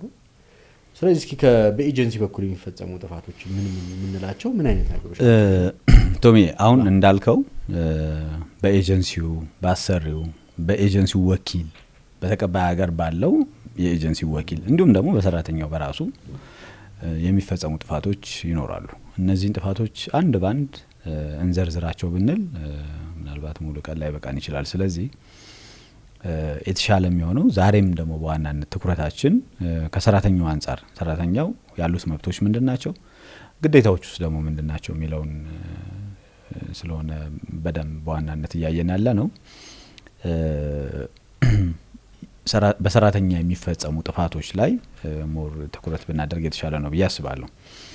የኤጀንሲውን ጥፋቶች በተመለከተ በአጠቃላይ ከዚህ አዋጅ ጋር በአዋጁ የተቀመጡ ሚኒመም ሪኳየርመንቶች አሉ፣ ግዴታዎች አሉ። ስለዚህ ከነሱ በተቃረነ የሚሰራ ኤጀንሲ ካለ ያው ጥፋት እንደተፈጸመ ስለሚቆጠር እነዛ ጥፋቶች ተፈጽመዋል ብሎ የሚያመን ሰራተኛ በማንኛውም ጊዜ ለሚኒስቴር መስሪያ ቤቱ አቤቱታውን ማቅረብ ይችላል። ስለዚህ ሚኒስቴር መስሪያ ቤቱም አቤቱታውን ተቀብሎ መርምሮ አስተዳደራዊ የሆነ ውሳኔ ይሰጣል ማለት ነው። ስለዚህ ያንን በዛ መልኩ ጠቅለል ባለ አድርገን ካየ ነው ወደ ሰራተኛው በሰራተኛ የሚፈጸሙ ጥፋቶች። ምክንያቱም በሰራተኛ የሚፈጸሙ ጥፋቶች አንደኛ ሰራተኛው እነዚህን ነገሮች ጥፋት መሆናቸውን አውቆ ከወዲሁ ጥንቃቄ ሊያደርግባቸው ይችላል። ሁለተኛ እነዛ ጥፋቶች ከተፈጸሙ በኋላ ደግሞ ውጤቱ ከህግ አንጻር ያለው ውጤት እንዲሁም ደግሞ በተግባርም ደግሞ እነዛ ጥፋቶች በመፈጸማቸው ምክንያት ሰራተኞች በተለያየ አገራት ላይ ችግሮች ያጋጥሟቸዋል። ስለዚህ እነዛ ችግሮች እንዳያጋጥሟቸው ከወዲሁ ጥንቃቄ እንዲያደርጉባቸው ስለሚረዳም በሰራተኞች በኩል የሚፈጸመውን ጥፋት በዝርዝር ብናየው ጠቃሚ ነው ብዬ አምናለሁ። በጣም አሪፍ ከፈቀድክልኝ። በጣም መልካም። ወደ 7 ያክል ጥፋቶች ተብለው በሰራተኛ የሚፈጸሙ ጥፋቶች ተብለው የተዘረዘሩ ወደ 7 አይነት ጥፋቶች አሉ። አንደኛው በገባው የስራ ውል መሰረት ግዴታውን አለመወጣት ነው። እንግዲህ ቅድምም እንዳልነው የስራ ውሉ እንደማንኛውም ውል መብትና ግዴታዎችን ይይዛል። ተዋዋይ ወገኖችም የራሳቸው መብትና ግዴታዎች ይኖራቸዋል። ስለዚህ ሰራተኛው በውሉ መሰረት ግዴታውን ካልፈጸመ ወይም ሳይፈጽም ከቀረ ያው እንደ ጥፋት እንደሚቆጠር ተቀምጧል። ሁለተኛ በኢትዮጵያ ወይም በተቀባይ ሀገር ባሉ ህጎች በወንጀል የሚያስቀጣ ድርጊት መፈጸም። ይሄ ያው ወንጀል የተባሉ ነገሮች በኢትዮጵያ ህግ ሊሆን ይችላል ወይም ደግሞ በተቀባይ ሀገር ለስራ በሚሄድበት ሀገር ህጎች ላይ ወንጀል ተብሎ የተጠቀሱ ነገሮችን መፈጸም እሱም ጥፋት ነው የሚሆነው። ሶስተኛ የተቀባይ ሀገር እምነት ባህልና ልምድን የሚጻረር ድርጊት መፈጸምም እንደዛው ቅድምም አንስተነዋል። ይሄን በተመለከተ በተቻለ መጠን የሚሄዱበትን ሀገር ባህል፣ ሃይማኖት፣ ወግ አክብሮ መንቀሳቀስ ወይም ስራቸውን መስራት ይጠበቃል ከሰራተኞቹ ማለት ነው። ከዚህ ተቃራኒ በሆነ ነገር ውስጥ የሚሳተፉ ከሆነ ወይም የሚፈጽሙ ከሆነ ጥፋት መሆኑ እንዳለ ሆኖ እዛም ደግሞ ባሉበትም ሀገር ላይ ችግር ሊገጥማቸውም ይችላል፣ የተለያየ ችግር። ስለዚህ እንደዛ አይነት ነገር እንዳይገጥማቸው ከወዲሁ ጥንቃቄ ማድረግ ይኖርባቸዋል። ሌላውና አራተኛው የስራ ውሉ ከጸደቀ በኋላ ያለ በቂ ምክንያት በስራ ላይ ለመሰማራት ፈቃደኛ ሆኖ አለመገኘትም እንደዛው እንደ ጥፋት ያስቆጥራል። በነገራችን ላይ ከዚህ ጋር በተያያዘ ያለ በቂ ምክንያት በስራ ላይ ለመሰማራት ፈቃደኛ ሆነው ካልተገኙ ሰራተኞቹ ከዛ የስራ ውሉን ከማጸደቅ ጋር እንዲሁም ሌሎች መስፈርቶችን ለማሟላት የሚወጡ በጣም በርካታ ወጪዎች ይኖራሉ፣ በአሰሪው ወይም በኤጀንሲው የሚወጡ ማለት ነው። ስለዚህ ያለ በቂ ምክንያት ከሆነ ለመሰማራት ፈቃደኛ የማይሆኑት እነዛን ወጪዎች እንዲከፍሉ ሊጠየቁም ይችላሉ፣ ክስ ሊቀርብባቸው ይችላል። ስለዚህ እንደዛ አይነት ኃላፊነት ሊያመጣ የሚችል ተግባር መሆኑንም ግንዛቤ ወስደው ያለ በቂ ምክንያት ለመሰማራት ፈቃደኛ ላለመሆን ጥረት ማድረግ ያስፈልጋል ማለት ነው። አምስተኛው ያሰሪን ወይም አብሮ የሚሰራ ሰራተኛን ገንዘብ ወይም ንብረት አላግባብ መጠቀም። ይህም ሌላኛው ጥፋት ነው። እንግዲህ ያሰሪን ንብረት በአግባቡ መጠቀም ይጠበቃል ከአንድ ሰራተኛ። ያሰሪውን ብቻም ሳይሆን ደግሞ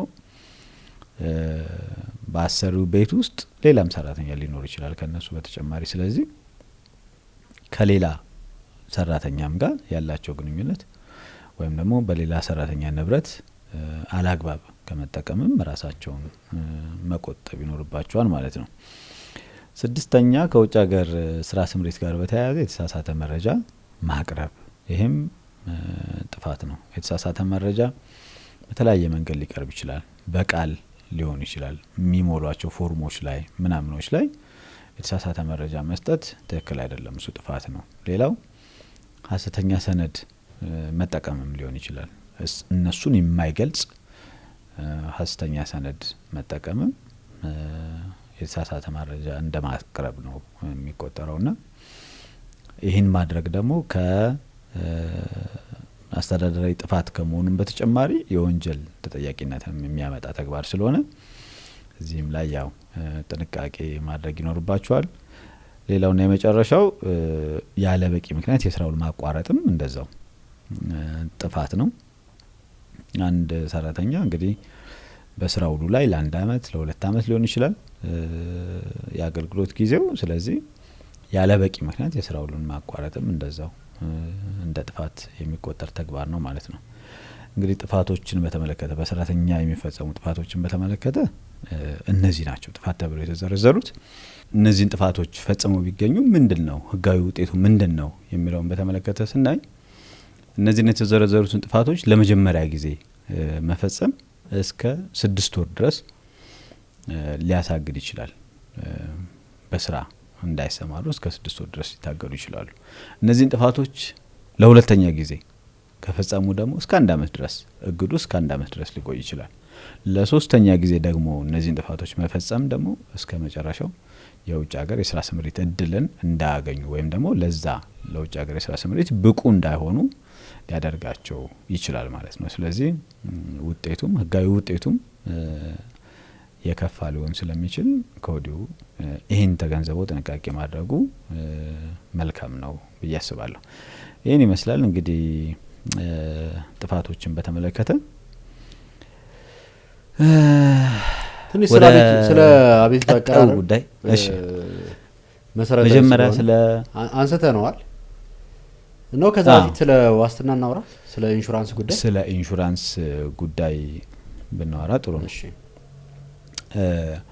እንግዲህ አንደኛው ሌላኛው በዚህ የውጭ ሀገር ስራ ስምሪት አዋጅ ጋር በተያያዘ ለሰራተኛው እንደ መብት ለኤጀንሲዎችና ላሰሩ ደግሞ እንደ ግዴታ የተቀመጠው ነገር ሰራተኛው ለሚደርስበት የሞትና የአካል ጉዳት የሚሆን የመድን ሽፋን ወይም ደግሞ የኢንሹራንስ ዋስትና ማግኘት ነው። ስለዚህ ይሄ የኢንሹራንስ ሽፋን ወይም የመድን ዋስትና አንደኛው የሰራተኛው መብት ነው። ይሄ ሊኖረው ይገባል። ይሄ ከሌለው ሲጀመር የስራ ውሉም አይጸድቅም፣ በሚኒስቴሩ አይጸድቅም። ኢንሹራንስ መኖሩን አረጋግጦ ነው ሚኒስቴር መስሪያ ቤቱም የስራ ውሉን የሚያጸድቀው ማለት ነው። እንግዲህ ኢንሹራንሱ ምንምና ምንን ይሸፍናል? በሰራተኛው ላይ ለሚደርስበት የሞት ወይም ደግሞ የአካል ጉዳቱ በተለያየ መንገድ ሊፈጠር ይችላል። ለምሳሌ በአስገድዶ መድፈር ሊሆን ይችላል። በተለያየ መንገድ የአካል ጉዳት ሊደርስበት ይችላል ሰራተኛው። ወይም ደግሞ ሰራተኛው በስራ ላይ ያለ በስራው ምክንያትም የሞት አደጋ ሊደርስበት ይችላል። ከስራ ምክንያቱ ውጭም በተፈጥሮ ምክንያትም የሞት አደጋ ሊደርስበት ይችላል። ዞሮ ግን እነዚህ ጉዳቶች ሲደርሱ የመድን ዋስትና ወይም የኢንሹራንስ ሽፋን ያገኛል ማለት ነው። የካሳ መጠኑን በተመለከተ ስናይ ሰራተኛው በተፈጥሮ ምክንያት ተፈጥሯዊ የሆነ ሞት ቢሞት ለስራ በሄደበት ሀገር ተፈጥሯዊ በሆነ ምክንያት ቢሞት የካሳ መጠኑ 300 ሺህ ብር ነው። 300 ሺህ ብር ይከፈላል። ይሄ 300 ሺህ ብር የሚከፈለው ያው ለሰራተኛው ወራሾች ነው የሚሆነው። ስለዚህ ወራሾቹ ህጋዊ ወራሽ ስለመሆናቸው ማስረጃቸውን ከፍርድ ቤት አቅርበው ገንዘቡ ይከፈላቸዋል ማለት ነው የኢንሹራንስ ካሳው። ሌላው ሰራተኛው በስራ ላይ ያለ በድንገተኛ ሞት፣ በአደጋ ሞት ወይም ራሱን ሲያጠፋ፣ ራስን ማጥፋትም በነገራችን ላይ በሚደረግባቸው ጫና ምክንያት ሰራተኞች ራሳቸውን ሊያጠፉ ይችላሉ። ስለዚህ በዚህ ጊዜ የኢንሹራንስ የሚከፈላቸው የካሳ መጠኑ 350 ሺህ ብር ነው። በስራ ላይ ያሉ የአካል ጉዳት ቢደርስባቸው ደግሞ የሚደርሰው የአካል ጉዳት በሕክምና ማስረጃ ተረጋግጦ መጠኑ ተረጋግጦ ከዛ ደግሞ የኢንሹራንስ ፖሊሲውም ላይ ደግሞ ለእያንዳንዱ የአካል ጉዳት ምን ያክል ካሳ እንደሚከፈል ፖሊሲውም በግልጽ ይህን ማመልከት አለበት። ህጉ እሱን ይጠይቃል። ስለዚህ በዛ በሚመለከተው መሰረት የኢንሹራንስ የመድን ውሉ ላይ በሚጠቀሰው አግባብ ለሚደርስ የአካል ጉዳት ካሳ ይከፈላል ማለት ነው። ስለዚህ ኢንሹራንስን በተያያዘ ይህንን ይመስላል። በአጠቃላይ በጣም አሪፍ አለ። ውይይታችን እያጠቃለልን ነው፣ ግን አንድ መሰረታዊ ነጥብ ይቀረናል። ይሄ ምንድነው? እንግዲህ እነዚህ ግዴታዎች ተጥሰው ሲገኙ በኤጀንሲው በኩል በተለይ ሰራተኞች መብትና ጥቅማቸውን ከማስከበር አኳያ አቤቱታ ሊያቀርቡ ይችላሉ። ይህ አቤቱታ የሚያቀርቡት እንግዲህ ለመጀመሪያ ለሚኒስቴሩ ነው። ለሚኒስቴር መስሪያ ቤቱ ይሄ ነገር ሚኒስቴር መስሪያ ቤቱ ለሚኒስቴር መስሪያ ቤቱ አቤቱታ ያቀርባሉ።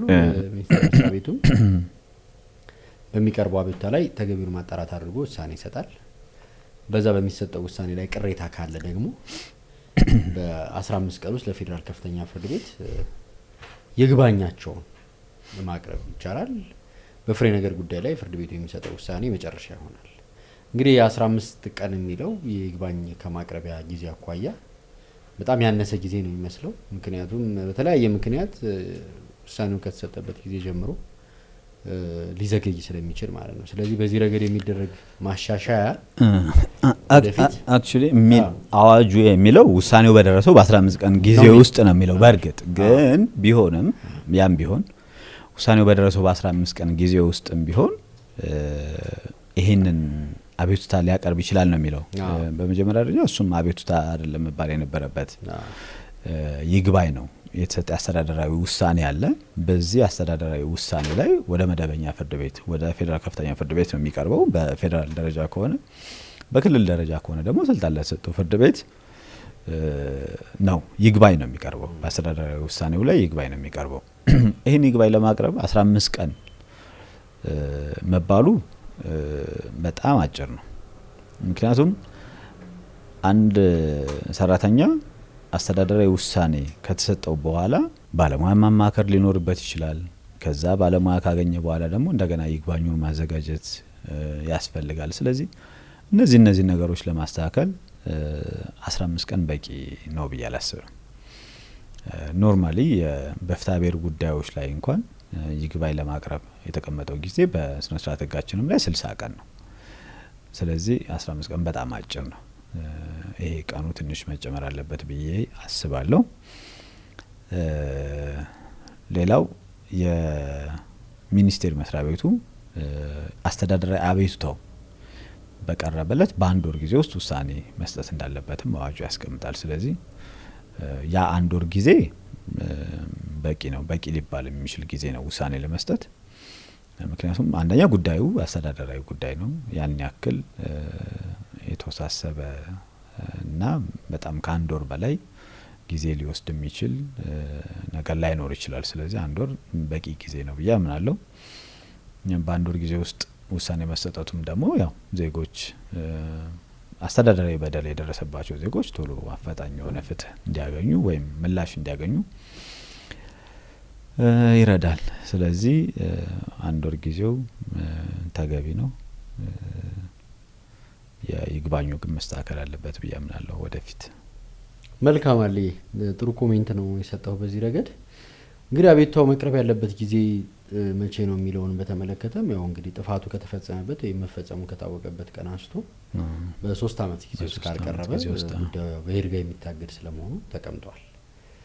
ከዛ ባሻገር ግን በአሰሪና በሰራተኛ መካከል ያሉ መደበኛ የስራ ክርክር ጉዳዮች ግን የሚታዩት ያው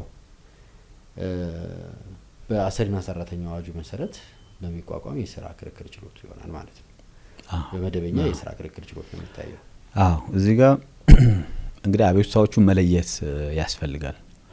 እነዚህ ቀደም በአንድ ወር ጊዜ ውስጥ ለሚኒስቴር መስሪያ ቤቱ መቅረብ አለበት ነው። በአንድ ወር ጊዜ ውስጥ ሳይሆን በ3 አመት ጊዜ ውስጥ ያ አስተዳደራዊ በደል ከተፈጸመ ወይም ደግሞ አስተዳደራዊ ጥፋቱ ከተፈጸመበት ጊዜ ጀምሮ ወይም መፈጸሙ ከታወቀበት ጊዜ ጀምሮ በ3 አመት ጊዜ ውስጥ መቅረብ ያለበት። እንዲሁም ደግሞ ሚኒስቴር መስሪያ ቤቱ በአንድ ወር ጊዜ ውስጥ ውሳኔ የሚሰጠው በ15 ቀን ጊዜ ውስጥ ደግሞ ይግባኝ ማቅረብ አለባችሁ የተባለውም ለአስተዳደራዊ ጥፋቶች ነው። ከስራ ውሉ ጋር በተያያዘ የሚነሱ ክርክሮች ሊኖሩ ይችላሉ። ለምሳሌ አንድ ሰራተኛ ወደ አንድ ሀገር ለስራ በሄደበት ለምሳሌ የቤት ሰራተኛ ብትሆን ለስራ በሄደችበት ሀገር አሰሪዋ ደሞዝ ላይ ከፍላት ይችላል። የተለያዩ ነገሮችን ከአሰሪና ሰራተኛ ውሉ ጋር ወይም ደግሞ ከስራ ውሉ ጋር በተያያዘ ወይም ከስራ ውሉ በመነጨ የሚነሱ ክርክሮች ይኖራሉ። ስለዚህ እንደነዚህ አይነት ክርክሮች ሲኖሩ ለመደበኛ ፍርድ ቤት ነው የሚቀርበው። ለመደበኛ ፍርድ ቤት ለመደበኛ የስራ ክርክር ችሎት ነው የሚቀርበው ክርክሩ እንጂ ለሚኒስቴር መስሪያ ቤቱ አይደለም እንደዚህ አይነት ክርክሮች የሚቀርቡት። ስለዚህ ይሄንን መለየት አለባቸው። የት ነው መሄድ ያለብን፣ ምንድነው የተፈጸመው ነገር የሚለውን ቀድመው መለየት ይኖርባቸዋል ማለት ነው። ለመደበኛ የስራ ክርክር ችሎት ሲቀርብ ደግሞ ተከሳሽ የሚሆነው ወገን ማን ነው?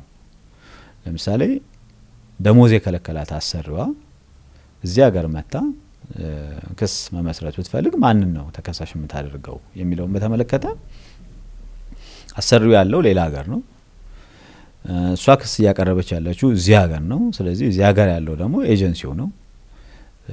ኤጀንሲውና አሰሪው በህጋችን ያልተነጣጠለ ኃላፊነት የአንድነትና የነጠላ ኃላፊነት ነው ያለባቸው። የአንድነትና የነጠላ ኃላፊነት ማለት ምን ማለት ነው? ሁለት ሰዎች የአንድነትና የነጠላ ኃላፊነት አለባቸው ሲባል ሁለቱም ኢኳሊ ተጠያቂ ይሆናሉ ማለት ነው። ለምሳሌ አንደኛውን ሳናገኘው ብንቀር አንደኛውን ብቻውን መክሰስ እንችላለን፣ ሁለቱንም መክሰስ እንችላለን። ስለዚህ አሰሪውና ኤጀንሲው የአንድነትና የነጠላ ኃላፊነት አለባቸው ማለት ኤጀንሲው ለብቻው መክሰስ እንችላለን ወይም ደግሞ ኤጀንሲውንና አሰሪውን አብረን በጋራ መክሰስ እንችላለን ማለት ነው። ከስራ ውሉ ጋር በተያያዘ የሚነሱ የስራ ክርክሮችን በተመለከተ ማለት ነው። ከጥቅም ጋር ከጥቅማ ጥቅም ጋር የተገናኙ ክርክሮች ሲሆኑ ስለዚህ ኤጀንሲውን ነው የሚከሱት እዚህ ሀገር መጥተው ማለት ነው። ያው አሰሪው ውጭ ሀገር የሚኖር ስለሆነ በቀላሉ እሱን ላያገኙ ይችላሉ። ነገር ግን አማራጭ አላቸው ኤጀንሲውን ብቻ ለመክሰስ ወይም ኤጀንሲውና አሰሪውን በጋራ ለመክሰስ ማለት ነው። ሁለቱም ኃላፊነት ስላለባቸው ይሄን ይመስላል። መልካም አለና ክስ አቀራረብ ጋር በተያያዘ ያለው ነገር ይሄ ነው። መልካም አይ ቲንክ በጣም ብዙ ነገሮችን አነሳ። በነገራችን ላይ ይሄን በተመለከተ ፍርድ ቤትም ያለው በርካታ ክሶች ይመጡ ነበር። እንደዚህ በስራ አጋጣሚ ወደ አረብ ሀገር ሄደው ደሞዝ ያልተከፈላቸው ሌሎች ጥቅማ ጥቅም ያልተከፈላቸው ሰራተኞች መተው ክስ ያቀርባሉ። ኤጀንሲዎች አብረው የሚከሰሱበት በርካታ አጋጣሚ አለ። ተፈርዶባቸውም ያቃል። በትክክል በማስረጃ ማረጋገጥ ከተቻለ እነሱን ተጠያቂ ማድረግ ይችላሉ ወይም ከነሱ ተገቢውን ካሳ ማግኘት ይችላሉ ማለት ነው። መልካም አለኝ። እንግዲህ በጣም ሰፊ ውይይት አደረግን ይሄንና የህግ ማዕቀፍ በተመለከተ። አይ ቲንክ ለዛሬው በዚህ በቃን መልካም ይመስለኛል። በመጨረሻ የምታክልበት ነገር ከሌለ የዛሬው ውይይታችንን በዚህ ብናጠናቀቅ መልካም ይመስለኛል። መልካም አድማጭ ተመልካቾቻችን የዛሬው ውይይታችን ይሄንን ይመስል ነበረ። ጥሩና ጠለቅ ያለ ግንዛቤ እንዳገኛችሁ ተስፋ እናደርጋለን። ፕሮግራሙን የጠበቃና የህግ አማካሪ ቶማስ ብርሃኔ እንዲሁም ባልደረባዬ የጠበቃና የህግ አማካሪ አለበል አሻግሬ በጋራ በመሆን አቅርበንላችኋል። በተረፈ እንግዲህ የእናንተ ድጋፍ አይለየን። ውይይታችንን ተመልክታችሁ ያላችሁን ሀሳብ አስተያየት ስጡን። በዛ መሰረት የምናሻሽላቸው ነገሮች የተለየ የምናሻሽላቸው ማብራሪያ የምንሰጥባቸው ጉዳዮች ካሉ እንዲህ እያለን እንቀጥላለን። ለፖድካስታችን እንዲነሱላቸው የሚፈልጓቸው ጉዳዮች ካሉ ጥቆማ ልትሰጡን ትችላላችሁ። በዛ ላይ ተዘጋጅተን እየቀረብን የተለያዩ ግንዛቤ ማስጨበጫ ስራዎችን ለመስራት እንሞክራለን። ላይክ፣ ሼርና ሰብስክራይብ ማድረጋችሁን አትዘንጉ። ድጋፋችሁ አይለየን። በተረፈ የሳምንት ሰው ይበለን። መልካም ጊዜ ይሁንላችሁ። ቻው ቻው። Thank you.